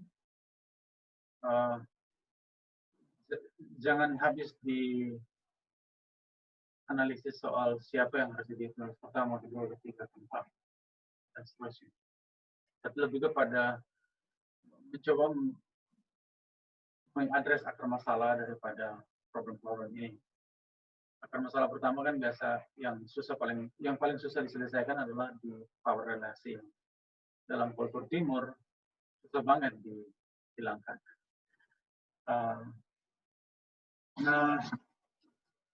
Ada beberapa pendekatan yang coba dilakukan saat ini. Saya lihat juga di Indonesia dilakukan. Kuantifikasi kontribusi. Kuantifikasi kontribusi ini menurut saya kadang-kadang agak konyol karena bisa aja yang nomor 1 paling banyak kuantifikasinya, karena ada beberapa kategori kan, salah satunya adalah paling banyak jumlah kata menulis misalkan, atau dari sisi editing. Ada beberapa variabel di dalam paper yang kadang-kadang dibuat kuantifikasi. Menurut saya bagusnya diselesaikan lewat konsensus aja, walaupun masalah di konsensus adalah power relasinya belum selesai. Bagaimana bisa dapat konsensus yang adil buat semua pihak, itu juga suatu problem. Makanya ini solusinya solusi kelembagaan.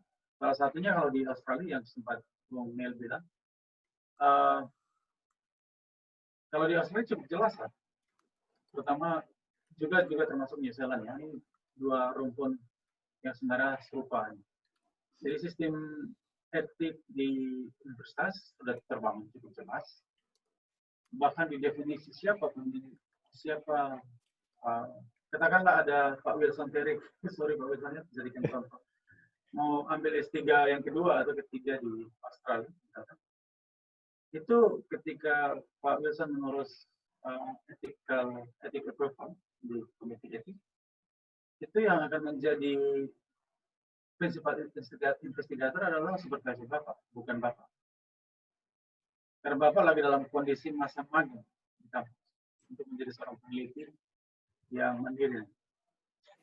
Jadi peneliti S3 itu diposisikan seperti mahasiswa magang, sehingga nama saya kebetulan udah supervisi 4 mahasiswa PhD, termasuk 1 orang Australia yang mana saya jadi supervisor pertama. Itu jelas, jadi dari komite etik memposisikan kita sebagai supervisor, sebagai prinsipal investigator. Tetapi secara empirik, semua sumber daya, pikiran, intelektual kan lebih banyak habis di mahasiswa PhD. Sehingga semua yang datang dari publikasi atau kerja-kerja tesis chapter yang dikonversi jadi artikel akademik, itu sudah selayaknya kerjanya si mahasiswa.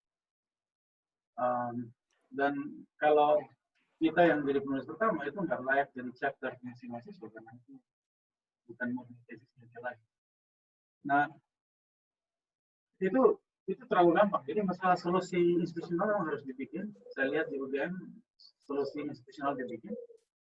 Di UKSW saya lihat Pak Niel mencoba membuat proposal juga untuk reestablishasi komite etik di kampus. Itu satu-satunya solusi yang sangat ampuh di universitas. Harus dilembagakan. Sehingga seluruh proses keadilan bisa bergulir ke proses yang riset yang terjadi di kampus saya.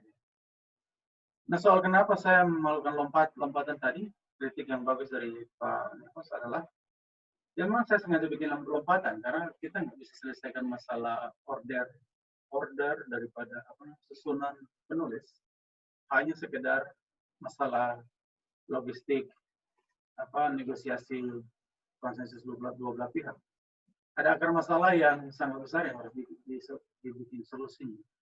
Salah satu, kalau kita melihat cerita-cerita, kebetulan saya memerhati masalah ini karena saya kelompok anti nyontek di kampus zaman dulu.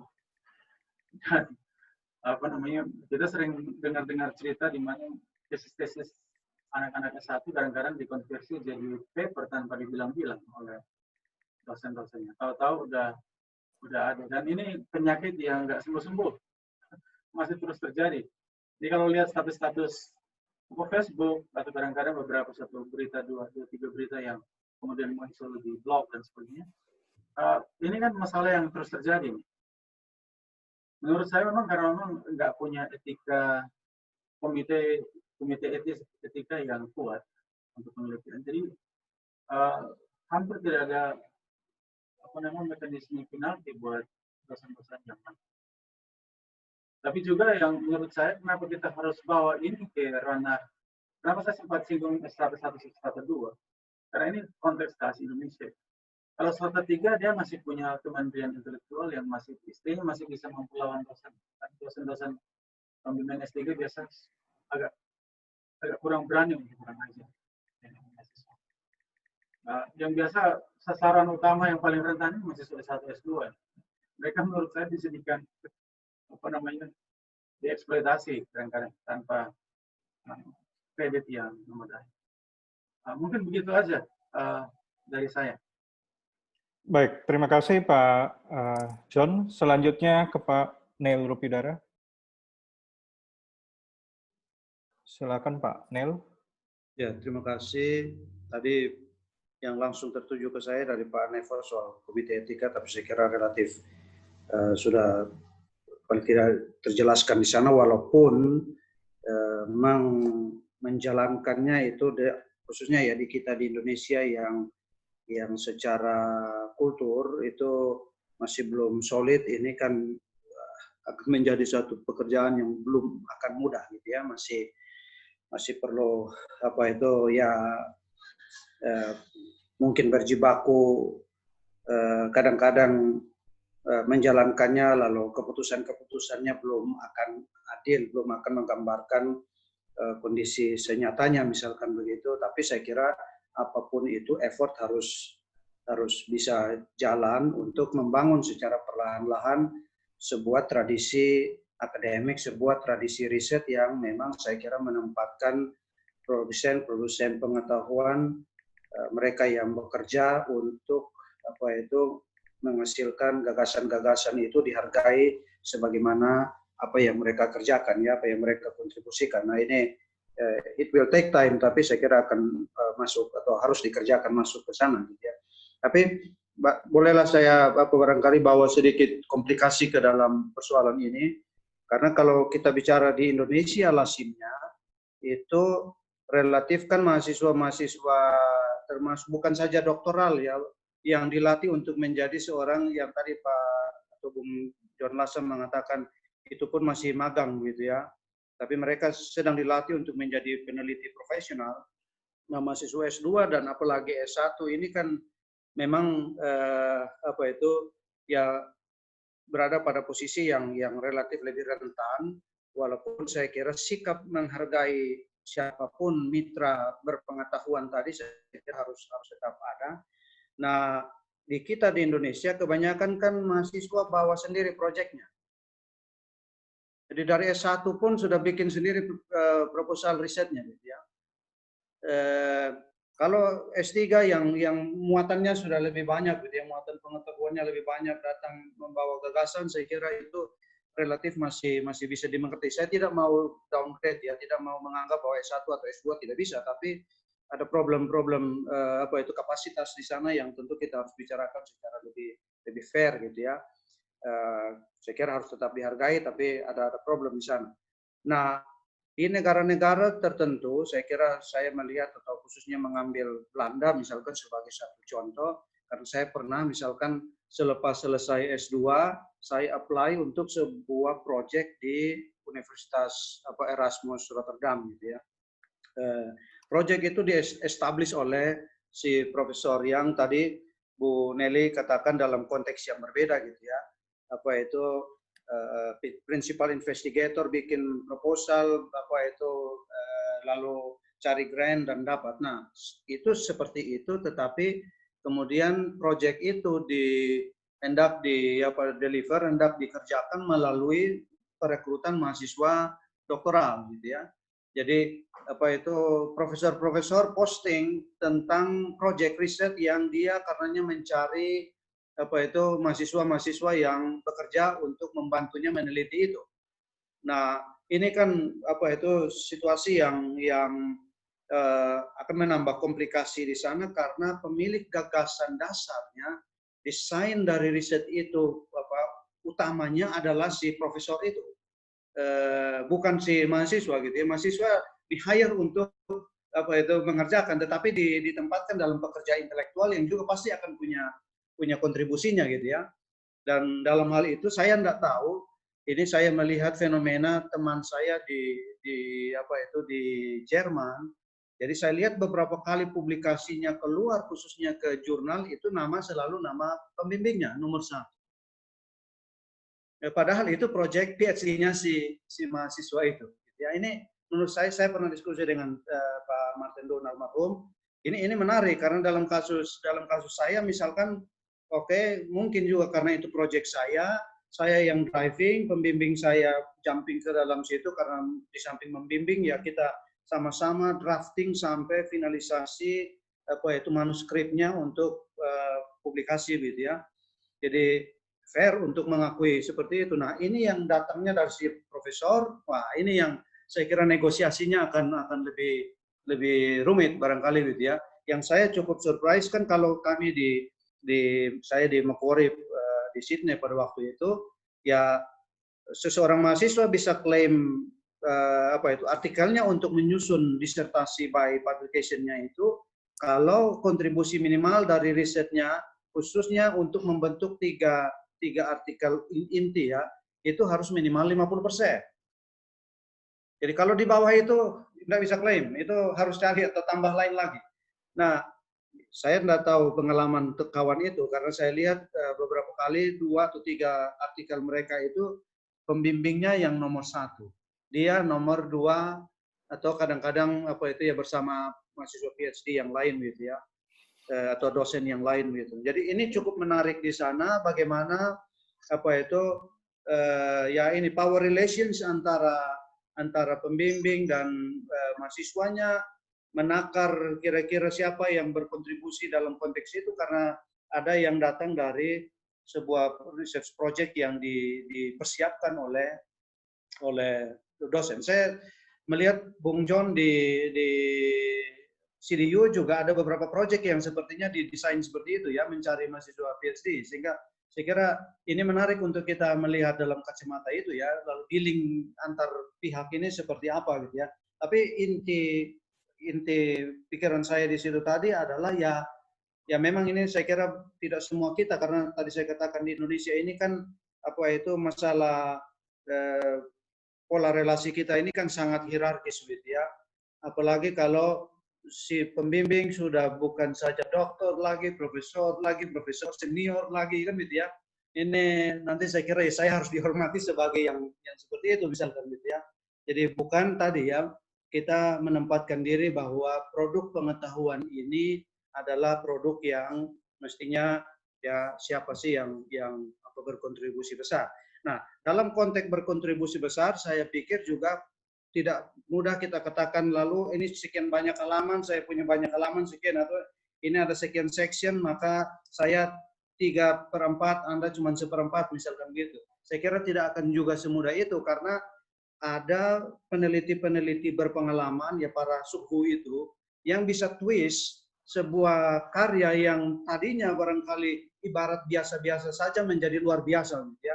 Dia bisa bawa itu ke jurnal yang bahkan dia tadi tidak terbayangkan akan bisa masuk ke situ. Jadi di sini saya kira kadang-kadang kontribusi besar dalam kacamata mengerangkakan ulang gitu ya. Tidak banyak barangkali, tetapi ya ada signifikan di sana kontribusi dari seorang peneliti peneliti senior. Nah, dalam hal itu saya kira ya mestinya ya mari diskusikan lagi dalam kacamata itu untuk saling menghargai seperti apa kita harus menilai kontribusi-kontribusi itu. Saya pribadi cukup terbuka untuk misalkan kontribusi yang walaupun bukan proporsi persentase dari misalkan banyaknya halaman atau banyaknya bagian dalam tulisan itu, tetapi membuat karya itu menjadi jauh lebih berharga dari sekedar apa itu bentuk aslinya misalkan gitu ya. Itu saya kira kita bisa barangkali ya kurang lebih aspek kualitatif dari apa itu kontribusi yang harus diakui, dihargai sama-sama. Saya kira mungkin poin saya tambahan di situ, Pak Wilson. Terima kasih, saya kembalikan. Baik, terima kasih Pak Neil Rupidario. Baik, Bapak Ibu narasumber dan partisipan sekalian, kami juga membuka webinar ini juga kami bukan membuka live di YouTube, sehingga kita juga harus mengakomodir beberapa pertanyaan yang ditulis di YouTube. Dan izinkan saya memilih beberapa pertanyaan yang sudah kami seleksi yang disampaikan oleh partisipan lewat YouTube. Yang pertama dari Ibu Ergiana, beliau adalah dosen Akademi Analis Kesehatan Putrajaya di Batam. Nah, beliau bertanya yang pertama untuk Pak Jonathan Lasa, saya bacakan saja. Selama ini urusan akademik fine-fine saja, artinya ada give and take di samping itu ukuran classified dan ukuran komponen dan variabel perkuliahan bagi mahasiswa dan dosen boleh dikatakan zero incidence. Nah, jadi sebenarnya di mana poinnya, ukurannya atau evidence bahwa akan terjadi perampokan akademik. Itu untuk Pak Jonathan Lasa. Yang berikut pertanyaan untuk Ibu Nelly. Unsur akademik yang Ibu sampaikan dalam topik ini adalah ide karya intelektual, baik mahasiswa dan dosen. Sebenarnya datang dari mana? Kemudian untuk mencegah hal yang tidak diinginkan, dari kedua sisi itu bagaimana menurut Ibu Nelly? Pertanyaan kedua masih untuk Ibu Nelly. Mekanisme tentang publikasi karya tulis dari awal perkuliahan mahasiswa oleh dosen selalu disampaikan dalam perkuliahan, namun dalam hal perjalanan karya intelektual biasanya ada semacam brainstorming dan atau semacam argumentasi latar belakang penulisan. Adakah layak atau tidak untuk diteliti? Jadi dalam hal ini, apakah menurut Ibu akan terjadi masalah perampokan akademik? Yang ketiga, masih juga untuk Ibu Nelly, kemudian sebelum publikasi, kita akan selalu melalui identifikasi adanya plagiat. Jadi menurut Ibu, apakah ukuran itu sudah menjadi hal yang dapat mencegah terjadinya perampokan akademik? Yang berikut untuk Pak Neil. Untuk Pak Neil, beliau mengatakan pernyataan Pak Neil bahwa tesis, disertasi, dan tulisan ilmiah dalam bentuk jurnal adalah domain terpisah. Namun dalam praktiknya sulit untuk dipisah domainnya. Nah, beliau ingin tanggapan dari pernyataan Pak Neil tersebut. Itu yang dari YouTube yang perlu kami sampaikan kepada para narasumber. Yang berikut, tidak, saya sudah kami sampaikan semua yang dari YouTube kepada para narasumber. Baik, kembali saya lihat lagi di room chat ini. Dari Ibu Medi. Nah, ini dari Ibu Medi, ini juga beliau menanyakan terkait pernyataan Pak Jonathan Lasa dan Ibu Nelly, ada power relation yang sangat kuat di universitas negeri. Dosen yang bergelar profesor sering kali harus dipanggil profesor, ya harus dihormati kemampuan intelektual. Nah, pertanyaan beliau adalah bagaimana praktiknya pembimbing promotor tidak memberi kontribusi penelitian, hanya pembimbingan. Artinya kontribusi pembimbing hanya sebagai teman diskusi, bukan kontribusi penulisan. Nah, dan umumnya mahasiswa tidak kritis bahwa ada dua domain. Seharusnya dibicarakan dari awal. Nah, pertanyaan beliau adalah, apakah kita hanya menerima saja kondisi ini atau harus bersikap bagaimana? Itu pertanyaan dari YouTube yang dapat kami sampaikan kepada narasumber. Yang berikut ada pertanyaan dari Pak Neil Fritz Christopher. Beliau menanyakan, beliau sering mendengar istilah thesis by publication. Di saat yang sama ada juga istilah hybrid thesis. Nah, bisa tolong dijelaskan definisi kedua istilah tersebut dan perbedaan keduanya. Itu dari beberapa pertanyaan yang masuk di YouTube dan juga di room chat. Mohon respon dari para narasumber. Dan waktu kita tersisa 15 menit lagi, jadi saya kira bisa direspon secara cepat. Mungkin kesempatan berikut ini dari yang paling dekat dulu, dari Pak Neil. Silakan Pak Neil. Ya, khusus pertanyaan yang ke saya ya. Ya Pak. Nanti saya kira bisa nimbrung kalau masih ada waktu untuk yang lain-lain. Jadi untuk pemisahan antara disertasi sebagai sebuah proyek, baik risetnya maupun sampai laporannya, yaitu buku disertasi itu, dengan artikel yang dihasilkan dari riset seperti itu gitu ya.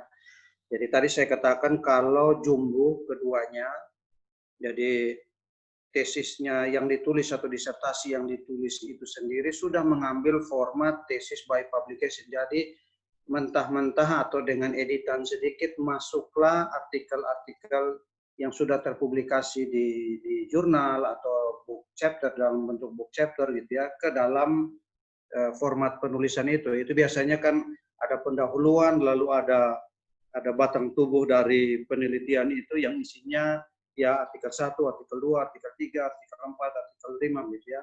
Karena di dalam artikel-artikel itu sudah ada juga komponen-komponen sebuah laporan riset yang cukup komplit gitu ya. Jadi kebanyakan hanya pendahuluan, artikel dan penutup misalkan gitu. Jadi artikel itu sendiri sudah merupakan bagian dari disertasi. Nah, dalam hal itu keduanya jumbo gitu ya. Tapi kalau formatnya adalah disertasi yang biasa, yang tradisional gitu ya, lalu habis itu dari sana diambil entah di bagian mana untuk membuat menjadi artikel lalu dibuat, saya kira ini berpeluang untuk terjadi pengalihan format maupun isinya sedemikian rupa sehingga dia menjadi sebuah karya tersendiri ya, menjadi proyek penulisan artikel. Bahan dasarnya bisa jadi dari disertasi itu sendiri gitu ya. Nah, saya cuma mau membawa satu contoh dan saya kira pemahaman yang kita semua yang publish misalkan gitu ya, di jurnal-jurnal tertentu misalkan gitu ya, yang proses untuk terpublikasinya itu tidak begitu kita kirim langsung dimuat atau revisinya hanya revisi teknis, tetapi revisinya termasuk aspek-aspek substansi yang signifikan misalkan gitu ya, major revision misalkan gitu ya. Nah, saya hanya mau bawa sebuah kasus seorang teman dari Denmark ya, dia menulis artikelnya 10 tahun kemudian baru artikel itu publish. Itu melewati proses twist and turn gitu ya, di mana-mana gitu ya. Revisi masuk putaran 1, lihat-lihat reviewernya kasih lagi catatan, minta ini itu ya. Sampai 10 tahun dia bilang gitu ya, baru terpublikasi. Dia posting di Facebooknya itu after 10 years. Ya. Jadi ini sebuah perjalanan yang tidak mudah, yang kalau saya amati pengalaman beberapa teman itu, nanti versi pertamanya yang disubmit itu dengan versi yang keluar di publikasi sana sudah ibarat binatang yang berbeda gitu ya, sesuatu yang lain. Ide dasarnya masih sama, tapi yang sudah kutak-katik jadi lainnya. Ini memungkinkan untuk yang tadi saya katakan sebagai harus dipisahkan antara proyek penulisan di disertasi itu dengan proyek penulisan artikelnya. Memang cukup banyak di kita barangkali ya, begitu kita buat chapter tertentu di buku kita kasih kirim ke jurnal-jurnal, khususnya jurnal-jurnal di Indonesia atau jurnal-jurnal internasional yang cukup mudah untuk untuk menerimanya, dia akan bentuknya kurang lebih tidak jauh berbeda dari disertasi itu sendiri. Tapi saya membuka peluang untuk terjadi kasus ekstrim seperti yang teman ini alami. Nah, dalam hal itu saya kira lalu ketika proses membuatnya menjadi artikel, bahkan sampai dengan selesainya artikel itu diterima, itu tadi negosiasi tentang siapa berkontribusi apa ini harus cukup terbuka. Karena apa itu yaitu akan melewati proses revisi yang panjang dan kadang-kadang apa itu fundamental gitu ya dari format artikel semulanya. Saya kira mungkin begitu Pak Wilson untuk saya mau bedakan keduanya. Terima kasih. Ya, terima kasih Pak Nel. Berikut ke Ibu Nelly. Silakan Ibu Nelly. Tolong mikrofonnya di ya. Oke. Jonathan Lasa dulu, saya biar belakangan. Oh, oke. Tadi saya duluan. Oke, baik. Oke, silakan Pak John. Baik, makasih. Man first ya. Ada dua pertanyaan. Satu, saya lupa namanya, saya sempat bilang memori waktu menulis nama. Karena saya fokus di pertanyaan. Mohon maaf kalau saya nggak sebut nama ya. Jadi pertanyaannya soal bagaimana ukuran atau fakta yang bisa kita buat bahwa telah terjadi perampokan akademik di Indonesia. Ya karena saya antisipasi pertanyaan ini. Jadi judul yang saya tulis di revisi di blog saya itu saya bertanya apakah mitos atau fakta. Tapi kita perlu lihat dalam konteks kultur akademik Indonesia, ada kemungkinan ini menjadi sebuah silent emergency. Jadi sebuah krisis yang silent, karena orang nggak berani ngomong. Cost untuk ngomong itu besar banget. Minimal nggak lulus S2 atau S3-nya. Kalau berani ngomong dari awal-awal. Sedangkan kalau mau tunda sampai PhD-nya selesai, udah rugi juga. Jadi posisinya serba salah buat si mahasiswanya juga. Tapi juga kalau nggak diomongin sekarang, posisinya juga serba salah buat dosen yang bersangkutan. Karena bisa aja dia punya kontribusi yang luar biasa. Dia punya potensi theoretical new theory yang mungkin aja potensial dibuat dari proyek. Dan mahasiswa kemudian berkontribusi kepada evidence yang kita bangun. Misalkan kalau di studi natural science, kawan-kawan yang bermain di analisis gene sequencing kan, untuk buat ekspresi gennya sebuah bakteri, itu kan butuh mungkin sekitar 10 PhD, terus beberapa postdoc. Dan itu mungkin butuh sekitar 5-10 tahun untuk dapat ekspresi gennya yang serius. Nah, itu dalam konteks itu lebih gampang kita bicara karena natural science punya tradisi yang cukup solid. Nah, tapi di tingkat evidensia ini kita bertanya dan saya rasa keluhan Pak Ishak penting banget untuk kita bawa bahwa ini bukan masalah kampus-kampus di Indonesia Timur saja. Ini masalah banyak negara, dan kalau Ibu lihat di publikasi di Journal of Higher Education atau jurnal yang berkaitan dengan higher education, itu beberapa kasus ini dibahas dalam konteks China, India, dan sebagainya, termasuk di Barat. Jadi masalahnya sebenarnya ada, tapi fenomenanya mirip ibarat puncak gunung es. Kita hanya lihat ujungnya aja, struktur di bawahnya enggak. Yang poin yang kedua, soal harus dihormati keahlian intelektual dalam konteks media. Soal panggilan profesor ya, ini saya nggak debat sih. Seserahkan kepada Bu Nelly. Kita nggak masalah sih, ada kawan-kawan, ada mahasiswa yang panggil prof, nggak panggil prof, panggil nama juga nggak masalah. Yang penting jangan dimaki aja. Soal perbedaan yang tegas antara bimbingan tesis dan penulisan aplikasi ya jelas. Yang kita lagi debat sekarang adalah bagaimana mahasiswa diperah, dijadikan satu perah untuk tesisnya kemudian dikonversi menjadi artikel. Jadi di debat soal tesis kita nggak terlalu masalah karena tesisnya akan berakhir aman sentosa karena berakhir di publikasi dan kebanyakan internal. Di yang kita persoalkan sekarang, yang kita mencoba untuk problematisir sekarang adalah di konversi proses tesis itu ke artikel. Soal hibrida tesis by publication atau yang tradisional untuk hybrid itu pun kadang-kadang hanya 2 chapter yang bisa dipublish, 1 chapter yang dipublish out of 4 chapter. Itu bentuk-bentuk hibrida. Tapi memang itu juga sangat tergantung kampus ya dan juga negara. Kalau mahasiswa saya ada 2 yang by publication karena memang mahasiswanya mampu. Sedangkan mahasiswa yang menurut kita dari awal agak kurang karena datang dari latar belakang yang bukan peneliti, itu baiknya by tesis aja karena nanti sengsara menunggunya terlalu lama. Tapi ada yang 50-50, jadi mencoba menjawab satu tesis besar dengan 2-3 chapter yang dipublish, yang sisanya dari publish, unpublished chapter, which is fine.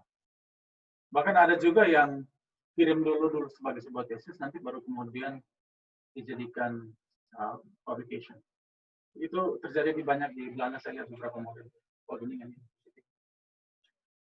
Strukturnya udah dibikin mirip by publication, tapi nggak dipublish sampai kemudian submission of thesis, baru kemudian ditransfer menjadi. Di tingkat itu sangat fleksibel. Kembali ke info ini. Terima kasih.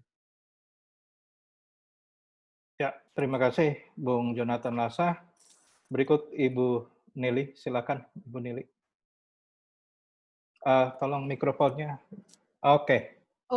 Ya. Ya, terima kasih Pak Jonathan Lasa dan Pak Neil. Saya hanya mau menambahkan saja sedikit, karena buat saya untuk masalah, saya juga mencoba mencatat, tapi sepertinya saya kurang komprehensif catatannya, jadi saya tidak, dari Ibu yang di Batam tadi, mohon maaf, mungkin saya tidak mendapatkan pertanyaannya secara komprehensif. Lalu dari Ibu Medi tadi ada power relation. Buat saya tadi yang garis bawah, buat saya underline-nya sangat jelas bahwa ini masalah sosial budaya ya. Jadi saya juga tidak mau menutup kemungkinan bahwa di negara maju, misalnya di US tempat saya dulu dan sekarang di New Zealand, ada yang seperti itu, tapi secara lebih komunitasnya gitu ya, terutama di New Zealand sih. Kalau di Amerika sendiri saya ngerasanya masih ada hierarki sebenarnya antara mahasiswa S1 dan mahasiswa S2, di mana kami biasanya manggil doktor siapa gitu ya. Tapi begitu kami masuk ke jenjang S3, itu biasanya sudah by first name gitu. Dan orang Amerika sendiri kan kalau sudah by first name itu artinya sudah lebih intim begitu ya, sudah lebih dekat. Tapi di sini, di New Zealand, saya juga agak gegar budaya, karena ternyata di New Zealand ini sangat lebih progresif lagi dan lebih liberal lagi, dalam artian bahwa just leave your title at home, gitu. Jadi walaupun udah PhD, udah doktor, udah profesor, kami tetap mau dia siswa S1, siswa S2, siswa S3, mahasiswa S3 begitu, tetap kami panggil by first name gitu. Jadi mahasiswa saya manggil saya Nelly gitu. Walaupun juga ada kolega saya sudah sangat mumpuni, profesor siapa begitu ya, yang sudah sangat besar, tetap kami manggilnya dengan nama dengan first name saja gitu. Jadi memang akan berbeda, walaupun bahkan di negara-negara maju juga tidak sama sistemnya seperti itu. Gitu. Dan terutama New Zealand, ternyata saya juga belajar bahwa sangat lebih liberal lagi. Dan itu ternyata menurut saya berpengaruh dalam hubungan antara mahasiswa dengan dosen dan juga antara supervisor dengan advisee. Menurut hemat saya seperti itu. Tapi untuk lebih jauhnya saya pikir perlu penelitian yang lebih komprehensif untuk melihat apakah sejauh mana power relation mempengaruhi masalah perampokan akademis ini ya, karena buat saya ini masih awal dari isu yang kita bahas. Lalu untuk masalah tesis dan hybrid tesis sendiri, saya sendiri kami tidak pakai itu di sini gitu ya, dan juga perlu saya paparkan juga, saya waktu pindah dari Amerika Serikat ke New Zealand, lagi-lagi saya agak cultural shock karena ternyata ada perbedaan conceptual framework, ada perbedaan penyebutan dalam bidang akademis. Jadi di Amerika Serikat, tesis itu untuk master, ya minimal untuk di universitas tempat saya kuliah dulu di Wisconsin dan Ohio University, itu kami sebut tesis untuk master. Sedangkan untuk mahasiswa PhD, kami sebutnya disertasi. Begitu saya pindah ke New Zealand, ternyata mereka menyebut tesis untuk mahasiswa S3, sedangkan mahasiswa S2, master, itu mereka menyebutnya disertasi. Gitu. Jadi ada bottom line saya adalah istilah-istilah itu sendiri sangat sensitif dan berbeda dari satu negara ke negara lain gitu. Tapi di Indonesia saya karena banyak mengadopsi dari beberapa negara, saya pikir jadi istilah saya nggak tahu tesis dan hybrid tesis itu dipakai di mana, sedangkan saya nggak pernah memakai istilah ini waktu saya di US, dan sekarang juga istilahnya juga agak berbeda gitu. Jadi tesis di New Zealand adalah yang dikerjakan oleh mahasiswa PhD, sedangkan saya waktu saya sekolah di US kami menyebutnya disertasi, dan bahkan dua kata ini pun digunakan dengan berbeda, walaupun sama-sama di akademik, tapi begitu masuk ke dalam wilayah teritorial, ternyata sangat beda artinya gitu. Ya. Baik, terima kasih Ibu Nili.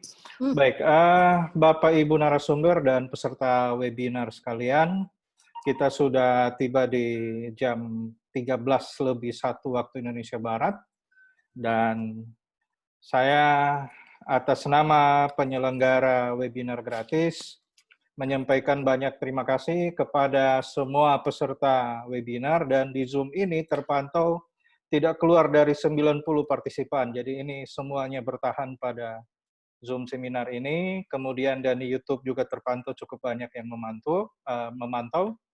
Sekali lagi kami ucapkan banyak terima kasih kepada Ibu Nelly di New Zealand, Pak Jonathan Lasa di Darwin, Pak Neil Rupidara selaku tuan dan nyonya rumah kegiatan ini. Terima kasih kepada Bapak Ibu semua peserta webinar. Kami mohon maaf apabila dalam pelaksanaan acara ini ada hal-hal yang kurang berkenan.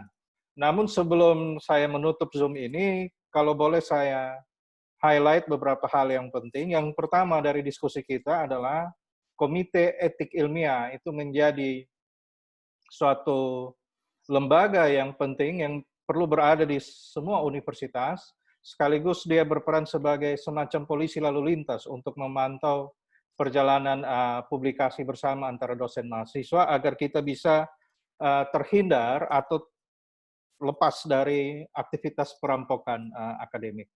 Yang kedua adalah kembali kepada hati nurani, baik hati nurani profesor, hati nurani mahasiswa. Jadi kalau memang tidak punya kontribusi, ya tahu dirilah untuk tidak memaksakan diri untuk mencantumkan namanya dalam publikasi. Saya kira itu dua hal yang sangat penting dari diskusi kita. Sekali lagi, terima kasih, salam sehat untuk semua, salam sejahtera untuk semua. Sampai jumpa lagi di webinar mendatang. Terima kasih, selamat siang.